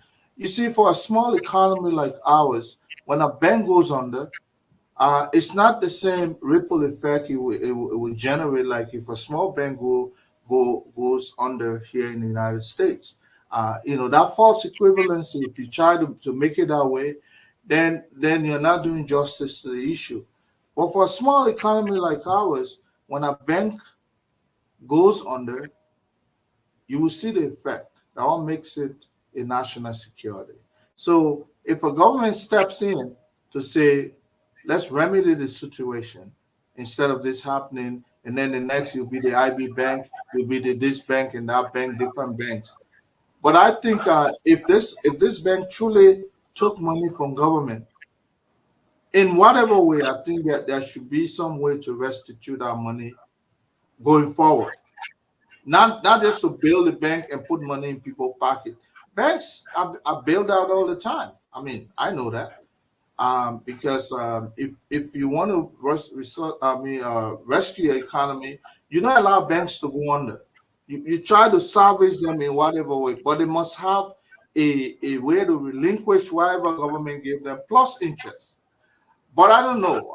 I don't know this situation. Why is it so damning? Because even here in Samoa, all those kinds of people names are all mingle in this. If they connive. But Colonel Gray, I think you're going somewhere here. Again, let me say this to you.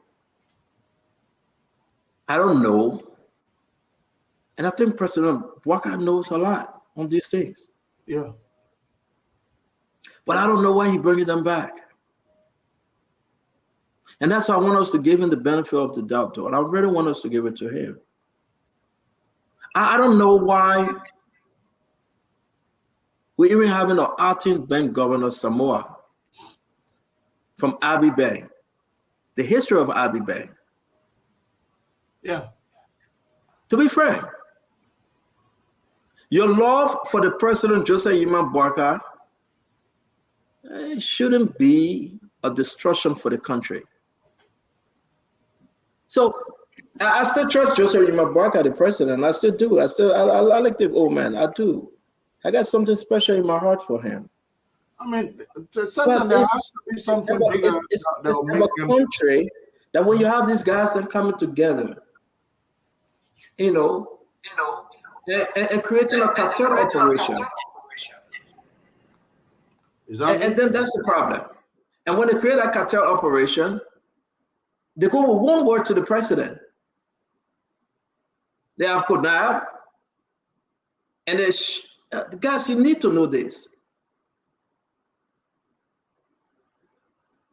The Grisby, the Seven Stiqua, the Mordecai, Those are boys in the who? The Mama Car. All of them. They were agreed on principle. And said we all should go with one recommendation. And the president will cave in. What for Spoon Talk on Friday? We'll tell you about Abbey Bank. We'll tell you more about what is happening. Fadiga, help us, Fadiga. Talk to us. Let's close the show. I just want to. I think Remy hit the nail on the head. Uncle Sam, he said a lot of things that I agree with tonight, but I think he tend to allow politics to make him to deviate from the real facts. I'm no financial expert, but I work in the bank, and when banks fail, I know Uncle Sam alluded to the fact that it's not the same thing. The banks here are not too big to fail. Here is a bank that has money for NASCO. Who are those people that have money at NASCO? Liberians. If you look at the bank and forget the ordinary Liberians that have money in that bank, and you only look at the bank, then you are heartless. If you only looking at the owners of those banks, whenever bank fail in a country of Liberia, like Liberia, that we are still striving with our banking sector, it creates something called the contagion effect, which have a domino effect on other banking sector. Just the rumor that banks are failing is enough alarm for people that are thinking that a bank could have similar fate to go and take their money for it. Do you know what that would do to our economy? So the central bank was right, in my opinion, for building up. We have seen build up. It's not anything unusual. We've seen that in America. We've seen that, and more importantly, in Liberia, it is important because there are so many state-run institutions, different institutions that have money down there that will go on. Do you know what that would do for our country? So the idea behind the bill, I don't think it's not a bad idea. There's someone mentioned last night, the president requested that. The president, the letter that we read, didn't say anything about requests for money that the central bank to pay. We heard Uncle say, I don't know who was saying the line, the president requested. No, the president made an inquiry into the incident. And I said it yesterday, I said, the president worker that I've known over the years is very meticulous. He's not wasteful. He's not someone that will just spend money because he wants to spend money. He's someone that very careful with the people money. I know he said that somewhere around 2017. He said one of the reasons I survived in Liberian politics is because I have learned somebody. Can you mute Asivar? Can you mute yourself? You say, I have learned how to separate what is mine from what is the public fund. Banks go on all the time. But for people to politicize it, I will agree that something bad happened in 2016 with that FIB bank. FIB, I do agree that it was Oselive and her children bank. They have very close ties with that bank. Something happened. A company came in, another bank came in that were given license by the central bank and try to save that institution. Here is my problem. I do, and that's my main concern. Why it is true that I believe that it is a good thing to build this bank out, I agree with Remy Gray that it should not be given free. 8.5 million or 8 million should never be given free to any banking institution. I think. Thank you. Today you agree. Thank you very much. Thank you. Yeah. No, I got a plan for you. I really do. I really appreciate it. It just makes sense. I believe that since this banking institution, if I were talking to the president, I would say, Mr. President, since this banking institution is something that is profitable based on what we heard from the central bank that this thing got money and will make money. I think they need to reimburse the money, create some payment scheme that will reimburse this money over time with interest. I believe that is the best thing for the country. But the idea that, oh, why should we bail out this bank and something? No, because this could have a run-on effect. Banks don't keep money. All the money that are deposited in the bank, very little is kept in the bank. The few are giving out a loan and giving out to different institutions for them to make profit. If we start to raise this alarm that our banking institutions are not solid, people will start keeping their money on the mattresses. And we are trying hard to get away from keeping money on the mattresses. Most other countries now, banking systems are evolving. So I agree totally with the central bank. Besides the fact that I don't think that money should be given to any bank or any institution freely. Thank you. No matter what. If this bank is a for-profit institution, whenever they make profit over time, they should reimburse the Liberian people. And it's not late. The president can constitute the new board to renegotiate this. It's not late. Nothing. Stanton, it is not late. We can still get this thing. And that's why, Fadiga, it's not late. So the fact that we are talking about it, man, your time finished, man. Uncle Sam, I'm trying to tell you, trying to political I don't know. But that's why. Let me say this. We gotta go, guys. But that's why I would say, I would say to everyone, Uncle Sam, go ahead, Fadiga, finish up, please. Yeah. So what I was saying here is that we need to stop politicizing this thing. Ellen and her children, something mysterious happened, but we should not allow SRB Bank to fail because of that. SRB Bank came with 18 million when they only needed $10 million as a startup. The minimum. They have paid almost 14.9 million. It shows that this bank is doing something right. Thank you for they got 7 employees and almost 17 branches around the country. I think for Liberia's tenor is too big to fail, but they need to reimburse the Liberian people. Thank you, Fadiga. You see what you said today, we should have said that yesterday, and we should hold this government responsible if the government mess up, and we should celebrate the government if the government tries to do the best thing. Let me just say this. Let me just say this, please. This thing started on early. Pass it over to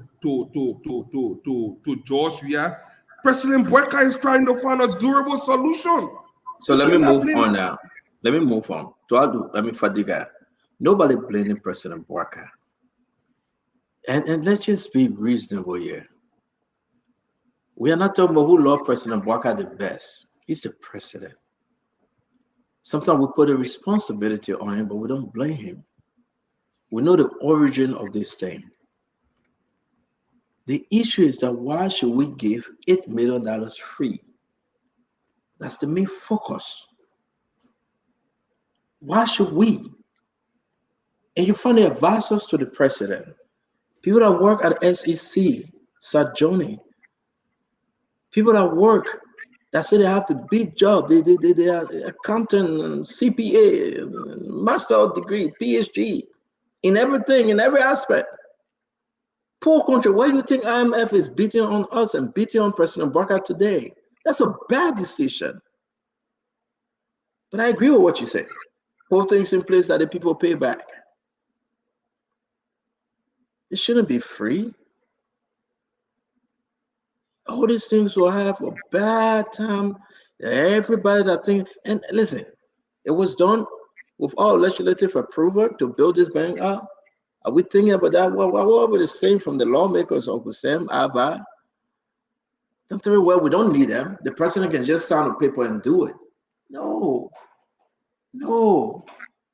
It's bad for our country.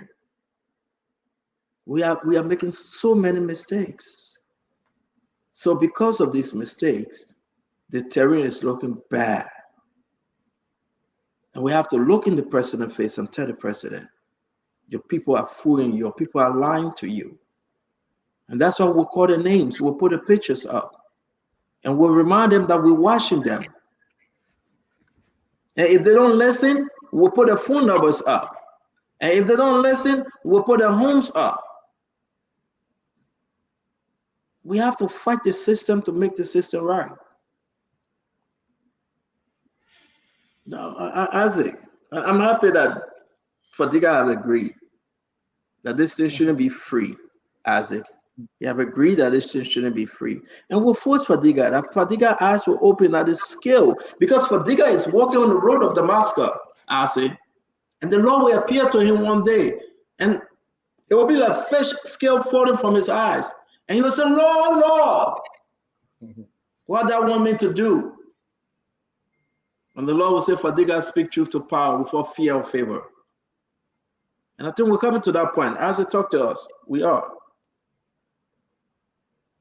You got to unmute Isaac.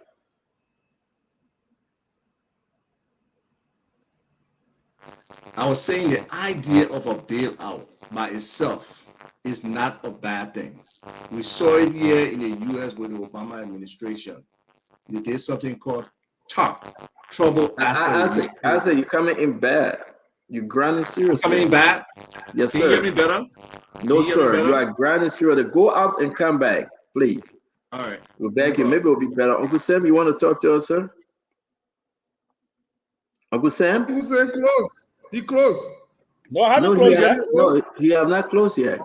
Uncle Sam will to go. No, the main woman. It was Conor Gray. Conor Gray, you. No, Conor Gray. Uncle Sam ain't closed yet. No. Uncle Sam ain't closed yet. Uncle Sam, I beg you, please close. Okay, but the man, he doesn't like you, Uncle Sam. What a bad boy. I love him. And that the boy you want to go live, in your basement. You better be careful. Close, Uncle Sam. I use Luther funds to pay LBDR. Now, what he said today when I said I didn't pay my loan, he said you told Luther funds to pay LBDR. I was sold 5 houses in America to make myself to where I am today and to pay off my responsibility. Anyway, look, ladies and gentlemen, look, it is my friend Fadiga who is politicizing this. Look, you can bail out a bank. Nothing wrong with bailing out a bank. But you don't bail out a bank with a gift. He's come to the realization tonight, hallelujah, praise Jesus, or come to Jesus' movement, that the money that was given to these people is a gift. We can't retrieve it. There's no documentation that we can go back and retroactively seek to retrieve that money. It's gone. It's finished. So all he's doing now, ladies and gentlemen, I just vlog. Let me tell you what somebody with a banking degree, with banking experience, would have advised your government. To securitize the loans that are outstanding, because these loans are asset-backed loans. So then the government, in exchange for that 8 million, I want you to lend us to Fadiga.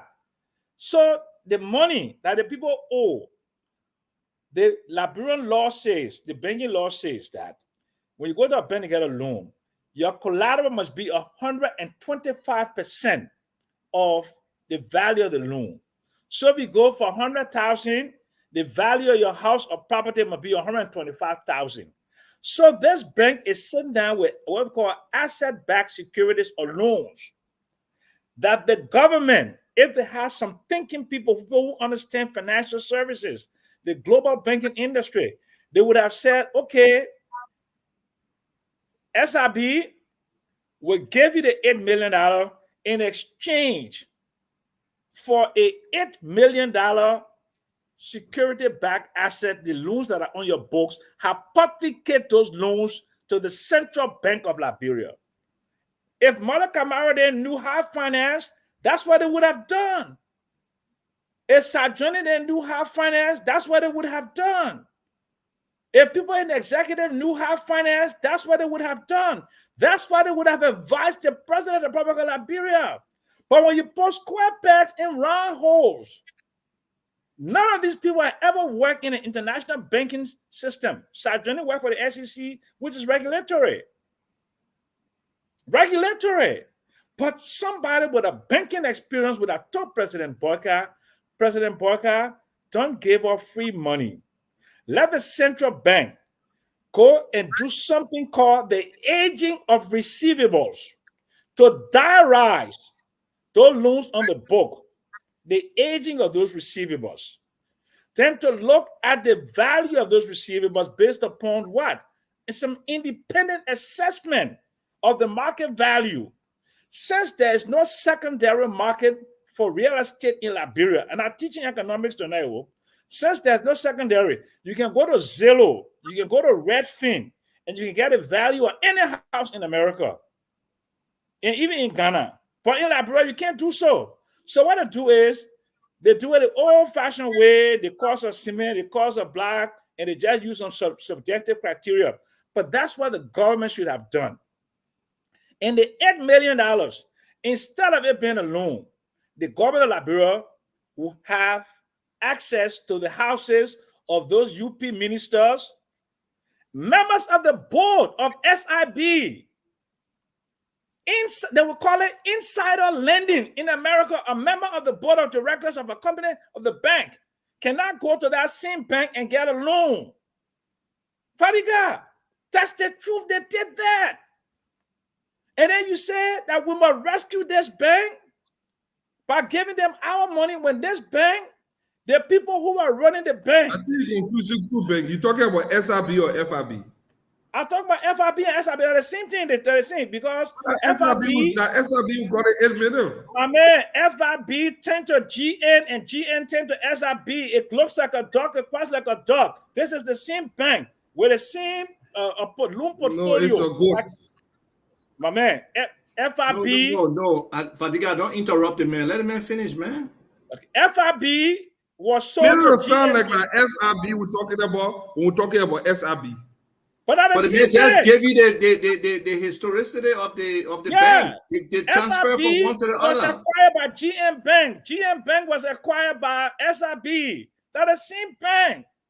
So they made Liberian people. They put a man here on Spoon Network to obfuscate me. So when you're talking something, to deflect you, to Sam, go on, Sam. Please finish. That he own a job.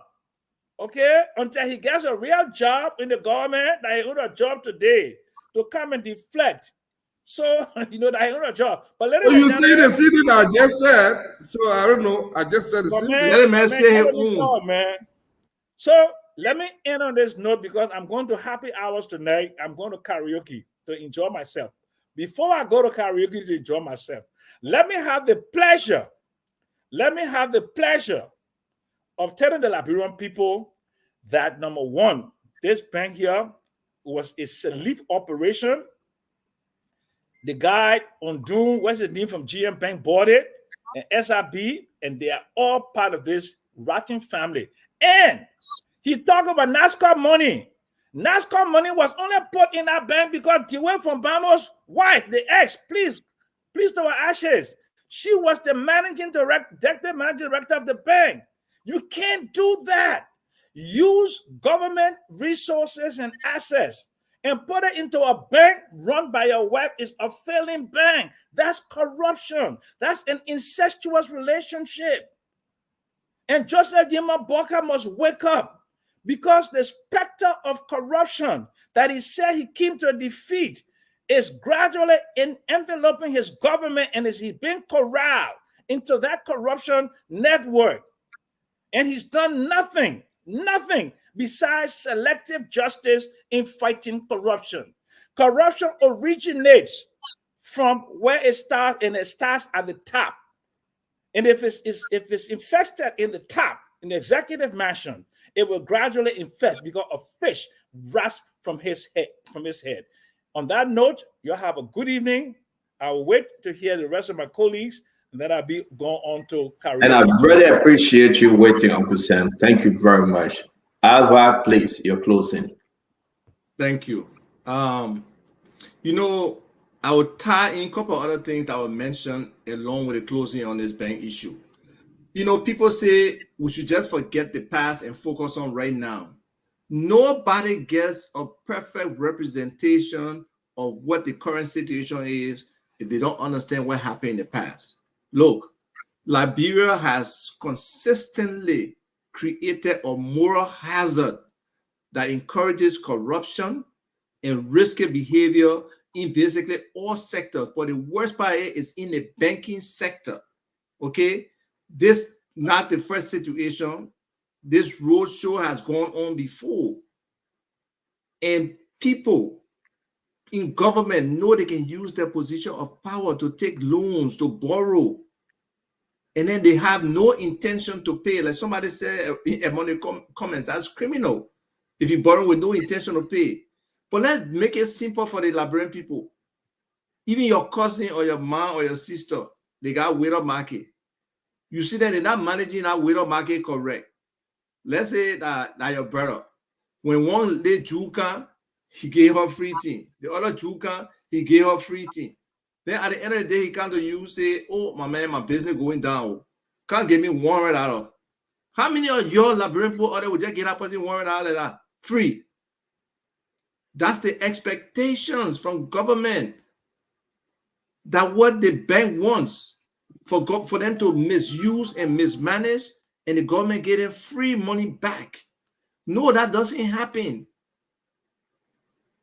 The government has not even stress tested these banks to see the sustainability of the bank.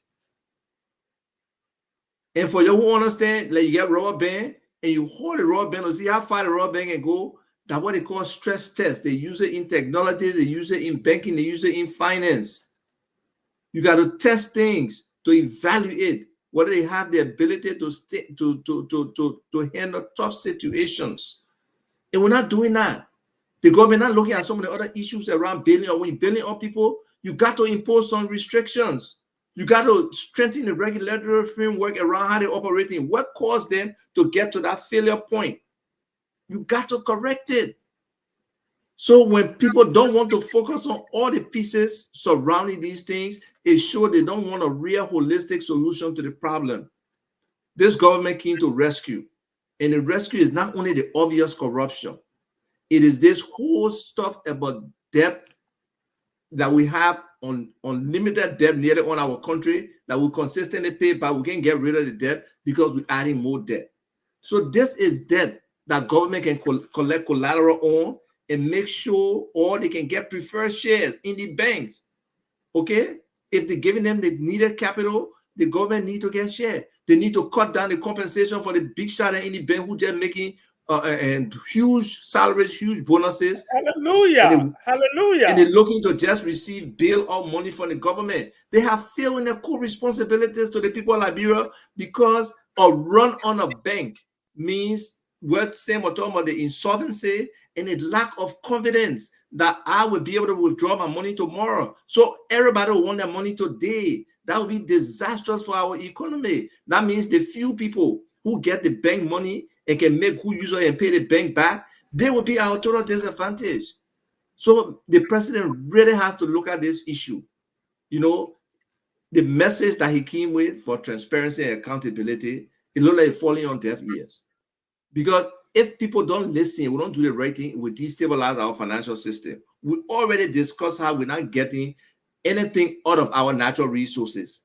Then the poor people, $1 or $2 that they got in the bank, and we are underbanked as it is. We don't have enough people in the banking sector. We don't have enough people in the financial sector. Our financial sector is not structured. So the little structure we got, we want to destroy it? No. These corrupt banks, these corrupt bank managers, these corrupt government officials who utilize their power and their network to get these monies, the president should look at it. The president has been around for 40 years in government. He knows these things been happening. He been there from LPA time to these loans today. So it's not strange. Nobody can tell me President Boyka is not aware of these bad practices. But he needs to develop the willpower or get people around him who can do the dirty work of trying to clean up this stuff.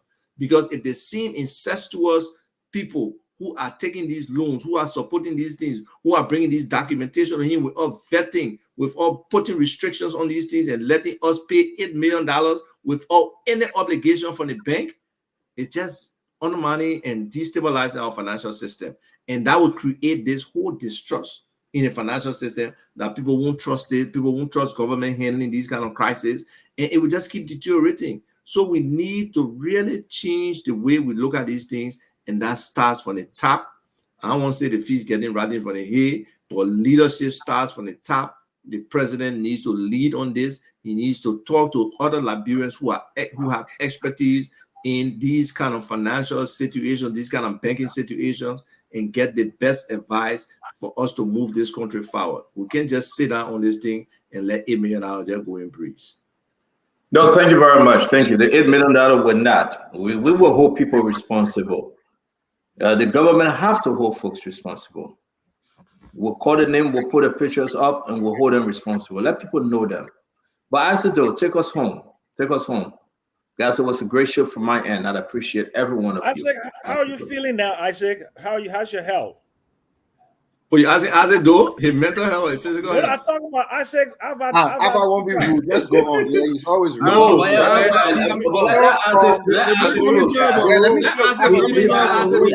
totally against time. Let Isaac goes. We beg you. Isaac, go ahead. He's coming to us for buy road and all the different things. So today, if I give me a chance, man, please. We're not kidding here. So today, the Liberian government ended their investment conference. They had an investment conference today. Go. They coming to a different year. If Fadiga, bye, give me chance. Let me close by. I'm not looking for a job like you, bye. Give me Fadiga, I beg you, let him make close. Don't do this, man. I beg you. You can get a chance. So yeah, today, let him close. The investment conference ended. Liberians, what did you hear from there? Nothing. And let me also tell you, over last week, 2 days in last week, President Boakai celebrated his 52nd wedding anniversary, plus the wife's birthday. I'm sure no one remembers the last time those two were celebrated, just the first time since he became president. And I can confirm, yes, the one who said, but we wanted to confirm that $390,000 United States dollars was used on both parties. I want you to think about it. Now, before I go on, I sent 2 clips to the studio, very short, 9 seconds and 39 seconds. Our studio, can they play for me the first video that is just 27 seconds? I would really appreciate if you can do that for me, please. Just the 37 seconds video. Okay, who you send it to? I sent it to a studio. Nelson, if he's there, you'll try to be playing my video. You always don't play. So let's get this thing straight. If you send it to me, I will not be able to upload once we got a producer. So please, guys. I have sent it a long time. I spoke with him on the phone. Somebody would tell but then Nelson play it now. Okay, so the video is ready. Yeah, can you play it? The first one. Our country, my brothers and sisters, is moving too fast down the wrong path for the world. And can you kindly play for me the second? Okay, so it's uploading. The second one is uploading. Okay, since it is uploading, let me know. So, Liberians, the person you listen to there is the Justice Minister of the Republic of Liberia, appointed by President Boakai. Let me quote what he said. He said the country is moving fast in the wrong direction. I will post that video on my Facebook page. It is not me saying it. It is the Justice Minister of the Rescue. And please play me the second video. There's a reason I want you to play that second video. I want to speak to my rescue family. Yeah, well, the man said it's loaded. Yeah, it's uploading. I know someone told him not to play it, but I will make sure he play that video. It is not fair for our videos not to be played. It is not fair. You are tracking ball. You are tracking ball from please play that video. But that's the issue. That's the issue, guys. We need to post. Just one step beneath the highest office in the land. You live in a house. We got one moderator on the show. If the man said the video is not playing, almost 30. Okay, there you go. I we got one. Element play. Okay, you took the video. Everybody. Did he play it? Did he play it? Did he play it though? No, you took it off, but it's okay. No, I did it because the video is skipping. You won't cause virus on our show. It's okay. Look at Stater. Look at Stater. No, it is not fair. We need to have equal time. And so this is what you can do for me. If you get your video, listen. I beg you, Minister Do, you're right. Minister Do, you're right. But if you get your video, please send your video in the chat room, like we usually do. No, I didn't want to send that video in the chat room. No, I wanted to have it played at the time I'm closing. Okay, but then send it to me for evaluation, please. I'll send it to you long time. Every day you post things here for people, but it's okay. The first video you listen to is the Justice Minister of President Boakai. He said the country is going in the wrong direction so fast. Not me.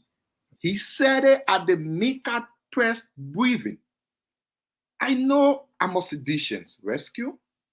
I'm a sedition. And I hold no apology for being the person I am. I owe no apology at all. But I want you to kindly forget about me being a sedition. Just listen to what I have to say. Evaluate yourself. If it is right or not, it's okay. But think about it. I campaigned against Unity Party. I campaigned against most of you. I mean the common people who genuinely wanted to see President Boakai to win the election. You did not want him to win because you just love him. You wanted him to win because you believed he will do better for the country. Your lives will be improved. Things that you did not have times past, you will have them. My people, many of you stood in the sun, on the rain, in the night. You danced to Unity Party music on the street. Some of you went in the market to sell your bitter ball. You used the money to go for campaign. You use the money to print your Unity Party shite. You use your little transportation you have, sometimes you who walk, just to ensure President Boakai who be the president today. The leaders in the Unity Party, most of them were calling your phones every day. They were at your doorsteps every day. Think about it, people.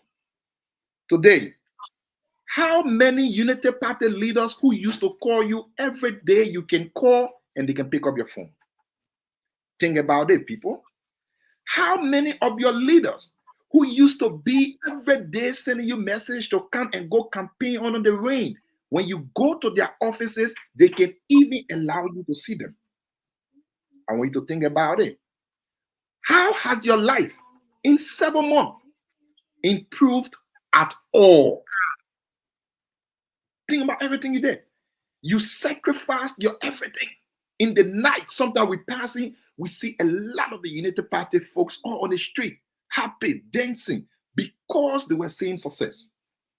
Today, the same people that used to call you every day, send you messages every day for campaign, are in big cars, air-conditioned cars. They are employing their family relationship. If you are not connected to someone, you don't get a nod. How many of you are hoping every day that you will get something? I don't want you to believe me. I'm a sedition. Probably it doesn't matter what I say, but I want you to search your own conscience.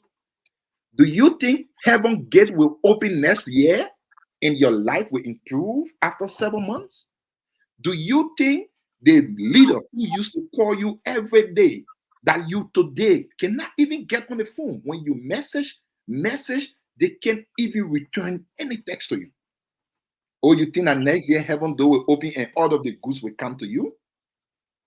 Why will you allow yourself to be used for the pockets of a few? Why? Political rewards is not in heaven. You can insult me for all you care. You cannot believe me. to listen Senator, to. how long do we have to listen to? But I want you to absolutely take what I'm saying in and think about it. Yeah, he I finished. challenge you tomorrow. You gotta finish. I challenge you tomorrow. Pick up your phones. Call your ministers, your party leaders who used to call you every day and see if they answer. Go at their offices. How many times do you want rent? No one to turn to. How many of you are now still begging to even get placed somewhere? You wake up the next day, they appoint someone else. You wake up the next day, you see someone else get appointed somewhere. Even one Queen Johnson had to cry before they gave her a job. Is that what you signed up for? You defend every day. How long will you defend what you know is not benefiting you? How has your life improved over 7 years for what you fought for what you got under the rain, in the sun, in the night for?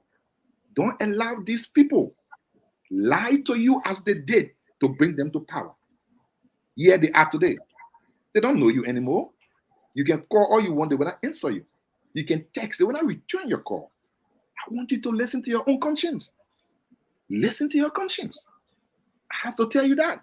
I'm a sedition. I will say, you don't have to like me, but listen to what I say.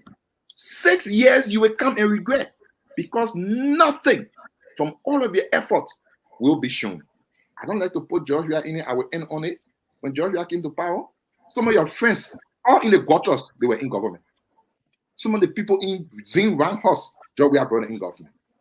That is what it called to turn back to your people who needed you and who were there for you. So rescue, I want you to think about this. Thank you. Thank you very much, Asido. Thank you very much. And to tell you the truth, I didn't deny your video from playing. Once you send it to me and the management approve it, we'll play it. Sometimes we just don't trust you playing your video. You can probably show a naked video and I see it, you send it. Right, Conor Gray? Sometimes you bring a naked video here and we'll go play it, then it will be late. So we gotta be careful with you. Sometimes Conor Gray will show a shooting video here. We gotta be careful. But actually, I think your closing today was very, very wise. And I agree with you. But I really do. I thought we're closing on the issue, but we already closed. You already closed. Guys, let me finish now. Let me do my own piece of closing. We're going to have to lecture how Georgia left the country. So I'm going to say this. I said thank you very much. You know, you put party aside and you speak directly to the Liberian people. We can fight. We can talk about CDC and Unity Party, but it's about the people. While we're leaving you again, we want you to say, join us again tomorrow. I got a lot of information, but we got to do it small. We love this government. We wish the government well. I want to say to every one of you, thank you for sharing your time with us. Thank you for believing in the network.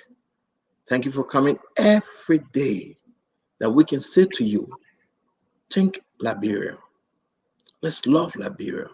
And together, let's build a new Liberia that everybody will benefit of our country and our resources. That every one of us, our children and children, we want to stand up and say, yes, I'm proud to be a Liberian. I can't wait to go back home.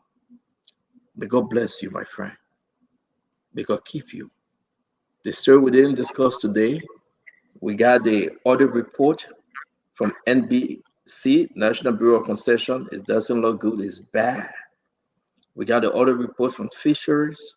We got the audit report from Gender. The audit report are just coming with the eye open wide. We'll take our time each and every day to give you a little here and a little there.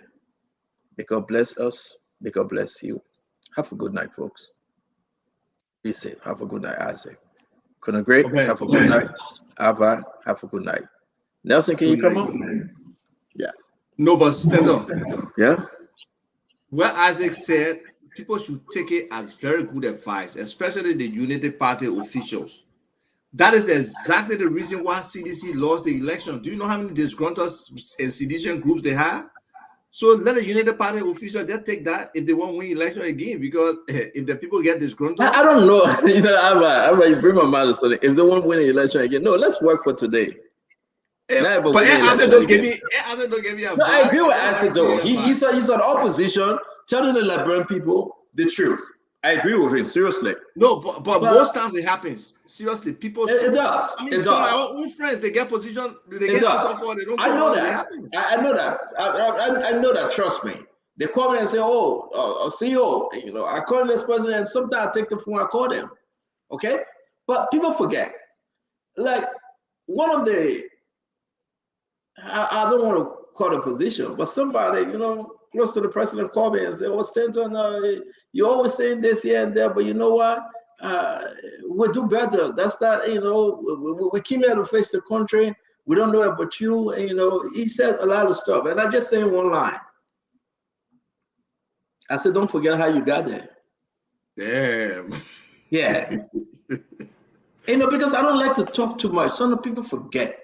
And I just said, don't forget how you got there, though. They do. They do. Yeah. It's a lesson. But let them take as advice. Seriously. Let them take it seriously. And we got to remind them, don't forget how you got it. People are complaining. You know, people do complain. I had a long conversation with one of them, and the person said, "Stanton, sometimes I got to take the back door from work. Here, sometimes I got to text my driver to take the empty car home, and I will take the back door like I take something else just to leave, because people just waiting.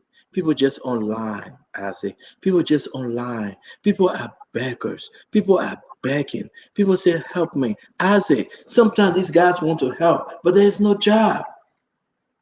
But Isaac, that's where sometimes we got to create the avenue. We got to create job, Isaac. Yes, yes. Okay, we have to. It's not to put people on how they got it on just a bag and no. And these people hide from the offices. These people hide themselves. These people crawl. They creep. They pass through the back door in a different area. They in the receptionist. They got to call the receptionist. How many people there? Oh, we got 5 people waiting for you. Okay. Just send me the document, email it to me. Then I say I'm in a conference. Some of these people leave the country just to breathe. No, but you know what? You can actually access government ministers when they're out of the country more than while they're in the country. That's true. That's what I'm saying. Because you know, I would say this to you, it's hard, but we got to get it right. We got to fix it. We have to. And I always tell them, remember how you got there. That's why job creation discussion should be one of the key things here. I think we can give the government good ideas on how they can start expanding our economy. The government can create jobs. As it, the government can create jobs. You know the problem? The folks in the government just went there, like Fadiga said. Most of them came there to say, you know what? The acid just said it. We want to champion the change. We want to change. No. They were trying to just get there for themselves. Most of them. But they say a few good ones. And I always call their names. I agree. They are not perfect. They are not 100%. Like you asked it, I'm not going to get your affiliation, but you try to get a couple of consultants say, oh man, but you can charge too expensive, bro. You went there with everything and what you charge was so high. But I will leave that between you and the entity. You know, I know that's what you do best. I'm a professional. I'm a professional. People pay me $160 an hour for me to do work for them. Leave me alone. I don't put your business out there. To $40 or $50 I don't put your business out there. I get work free, yo. I get work free. Then you blame Uncle Sam for taking 25,000 to write a paper. No, Uncle Sam can switch that. You charging $90,000. $90,000. When I read that and I saw your name, I said, I would charge $250,000 to do a year in America. That particular work. I mean, our country. $250,000. Our country need help, and let's help our country. Alva, thank you for joining us, man. I wish you. Thank you for having me. I appreciate it, man. Keep up the great work. Keep up the station. The guys on the ground holding it down like Nelson. Are you attending the program or the program over already with Mr. Cummings? Which program? The one I was having in Pennsylvania. It was supposed to be this weekend, right? You're supposed to be telling us. It's a virtual program. They're having a virtual convention. But they were charging $50 for entry. How will you charge $50 for the virtual program, Nelson? It depends on what the content of the virtual. If people have similar, they can charge money. No, I believe. The program will be held in a hall, and $50 to the door, my man. I posted a flyer. I didn't see any flyer with $50, my man. Stop spoiling. Yeah, my man, I posted the thing here, right? Don't do that to us. Okay, post it again because you got record. Your record keeper. All right, hold on. Let me post it again. I know you want me to promote. I know you want me to promote y'all. Let me understand. And if I post it for you, you will pay the $50. I know you want me to your coffee tomorrow morning. I'll pay for your coffee wherever you're going for coffee tomorrow morning. That's a wow. Just cash out me. Send me some wow points. I will say the cash out. I'm for your coffee $10, $20. No, the coffee is $3.15, 20 ounce. Okay. Yeah. So, but wait, let me just. But you gotta find it first. Now you gotta win a bet before you get it. Yeah, I'm gonna find it, folks. Yeah, you know what? You just remind me of something. I need people to give me coffee. So you give me $3, right? If you put it up, I'll give you the $3. All right, when the $3 I want, I'll go get coffee. I'll pay for your coffee. No problem. As a matter of fact, I'm gonna go tonight. If you send out $3, I'll go tonight and get coffee. I will send it right now. So I will use you as an excuse to get out.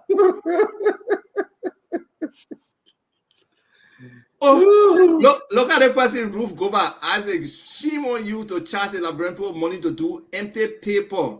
Empty paper. There you go. Do you think a strategic plan is empty paper that can guide an institution into profitability, into maximizing its revenue potential? But as a Leo, man, Leo alone with your profitability. Oh, Leo, you want to eat your. But they prefer government minister to be stealing 100,000 with no production. But I said no, though, seriously, because you know what? I don't blame you because it's part of the USAID program. The money is not coming from Liberia people pocket. It's part of the USAID program. So if you can do a good job, do it and get the money, brother. To tell you the truth, I know I can do a good job. I'm a real professional. I can compete with any other professional in my line of business. Well, in any country, anywhere in the world. I don't know about that, but I just said do a good job. I'm telling you. And you know, and have fun with it. Let me find this thing real quick because I want my. And it good that somebody like that bouncing stuff off you, right? Because then you can go and check what is the market rate and see. And for the time frame, for the activities, the coaching, the training. When I heard that you were doing that, I was happy, you know. And I said, can I see the document? They sent me the document. I saw your name, but it didn't go through. I don't know why, or maybe it will go through later. And no, I ain't got no sweat. It go through. When I came in, I will still be friends with the person. I will still help them when I can. The free help, I will do it. But that commitment for nearly a year to engage your people. It's work. It's intellectual work. Intellectual capital is what's paid for. So we are talking about showing you the comics flyer, right? Yes, your $3. I got it here. You have my cash app here. The mail will send me $3. I will send you back. So that bad patient. Let's show the comics flyer. Yeah, I'm checking. I have to. My cash app ready. There, right. I'm going through everything. Look, I'm going through here. I'm going through the archive. Seriously. You're really working for that $3 just so you can embarrass the ANC. My man, why do you like ANC? You say you like Mr. Cummings, you like his style, you like his experience. Okay, so you asked a good question. Not that I don't like ANC, Abba. Let me say this. What is the issue? I really do like Mr. Cummings. I do. Mr. Cummings is a smart guy. Mr. Cummings will be a rough edge leader. He want to see everything. He want to know everything. But don't get mad when I say this. Some folks push people away from Mr. Cummings. Like no, I don't disagree. I don't disagree with that. And a lot of people were trying to welcome Mr. Cummings. Look at 2017 compared to 2023. 2017, Mr. Cummings had a 10-point-something% vote. 2023, he got 1-point-something%. Have you guys asked yourself why? Not to say, oh, they stole our vote. Don't say that. 2017, they didn't steal your vote, but at 2023, they will steal your vote. The issue is that most of you guys that were around Mr. Cummings push people away. So if we can get to the place that Mr. Cummings can be, or welcoming Mr. Cummings, that he can take the criticism, that he can accept that he's a political leader. I mean, somebody who will lynch publicly.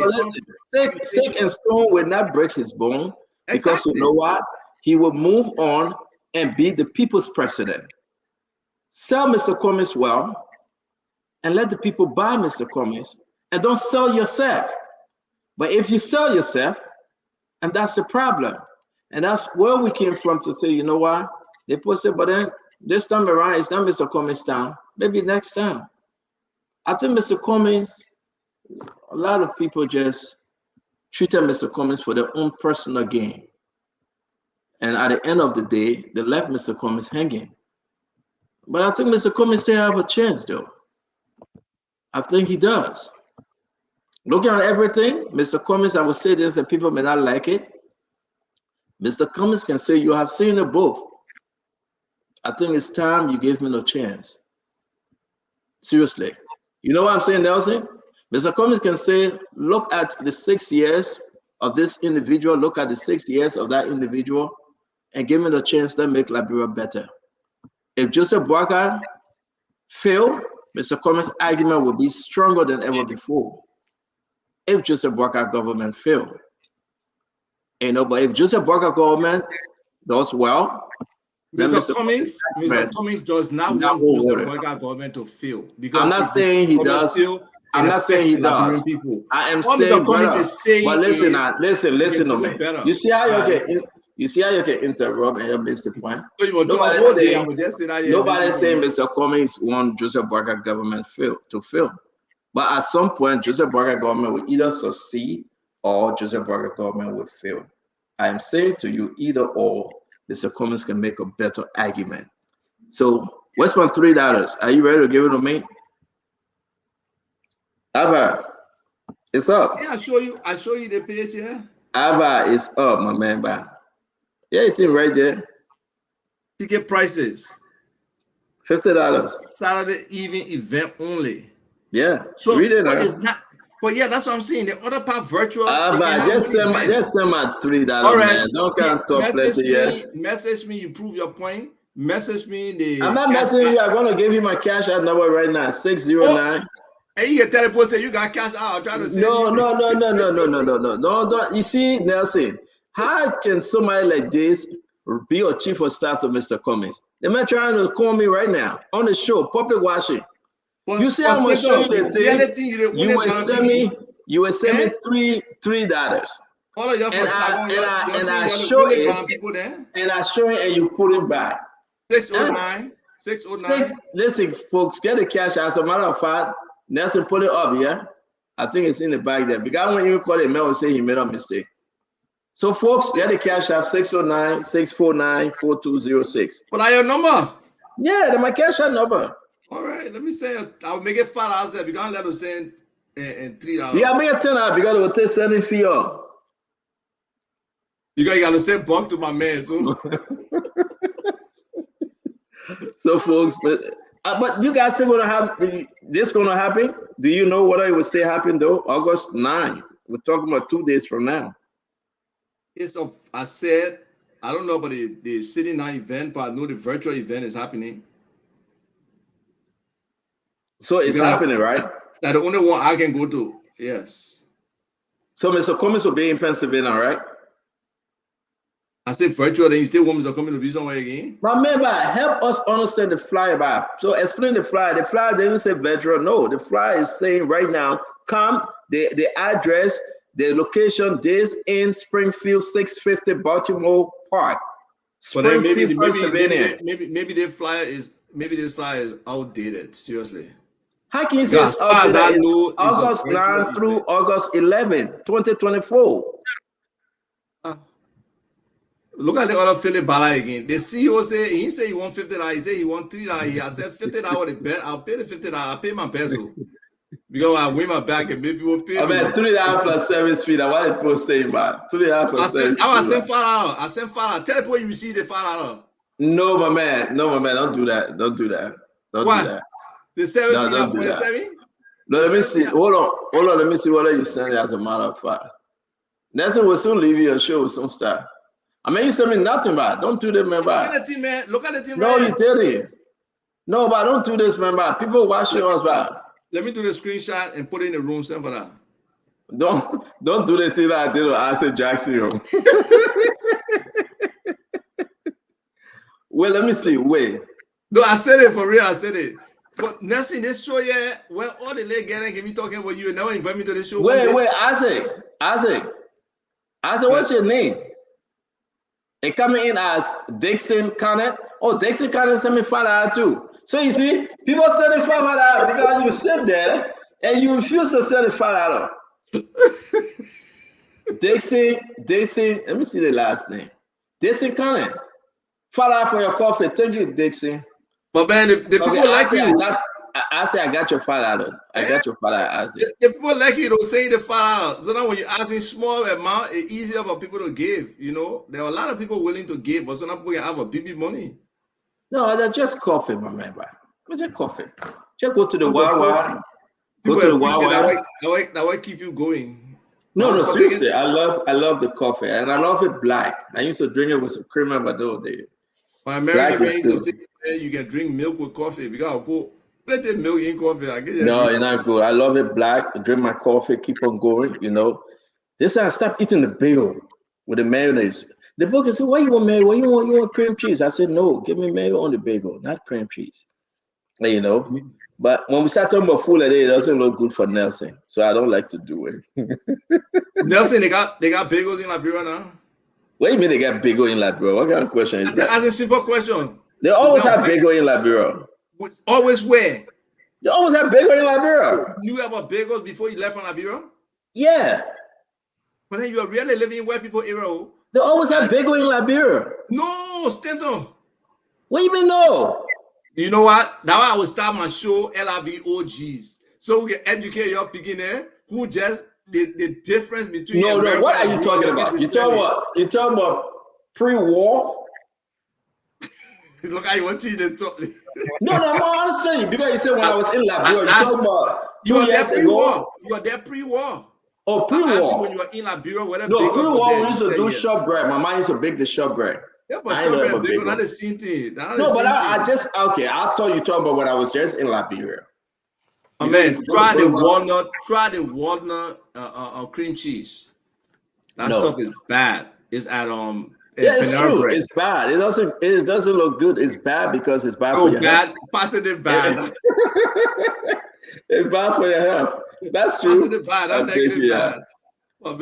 My man, no, the show was great. Thank you. I say you're right. People sending me money. That's what I'm seeing. The people love you, Stento. You might send me $10 and people sending me. Okay, listen, guys. It's for coffee. Thank you. I close the show, man. The people got to do his thing. But I wish you well. I hope everything.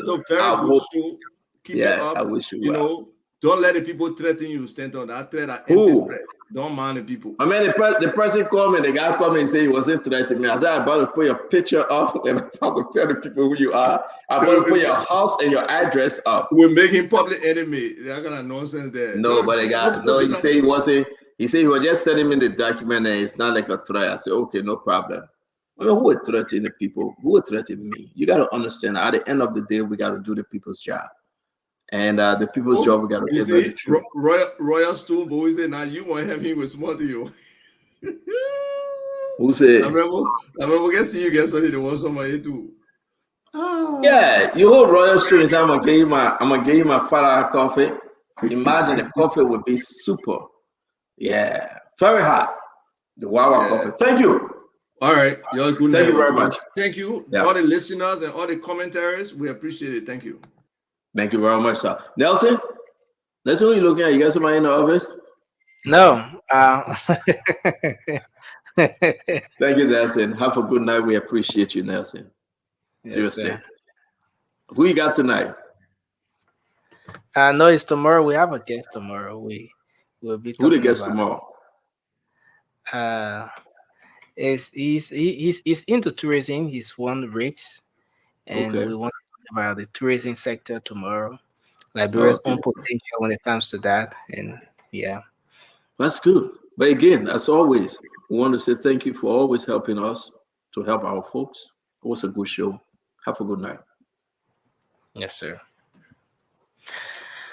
Well, folks, we want to appreciate you again for being here with us tonight on this edition of the program. Of course, thanks for being here with us on Spoon Talk. We appreciate all of you for your contributions in the comment section, for playing the listening role as well. We appreciate you. Thanks to our many listeners across Radio Land, making sure you uh, making a contribution, following the show via radio. We appreciate you. Many thanks to our partner radio stations as well, for relaying the program. Thanks to Trust FM, Gibi FM, and of course, Premier FM. We appreciate Trend Radio in Grand Crew and Radio Yalaman in Neighbor County for relaying the program. For all of you following online, thanks a lot. We are always live across the internet, Spoon TV, Fabric TV, and Super TV on Facebook. On YouTube, the handle is Spoon Talk Live. We say thanks for being here tonight. This is how we like to draw down the curtains on this edition of Spoon Talk. The program will be back on your radio tomorrow. My name is Nelson Colette. You can join us later tonight, just a few minutes from now, for the late night show. The late night politics on Spoon will be back. We'll be on the radio shortly. Have a good night and bye bye for now.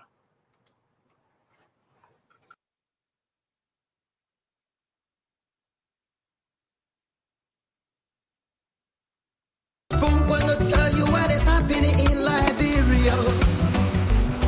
Spoon gonna tell you what is happening in Morovia. Spoon gonna tell you what is happening in Africa. Just to spoon you will know. If the children crying for starvation, just to spoon. You want to get a news update, my brother, to spoon. You want to know what is happening, Moravia, to spoon. Politicians want to make their decision, just to spoon. You want to know what happening in the ministry, to spoon. Yeah, to spoon. Yeah, to spoon. You from Fonjema, Maryland, to spoon. Yeah, to spoon.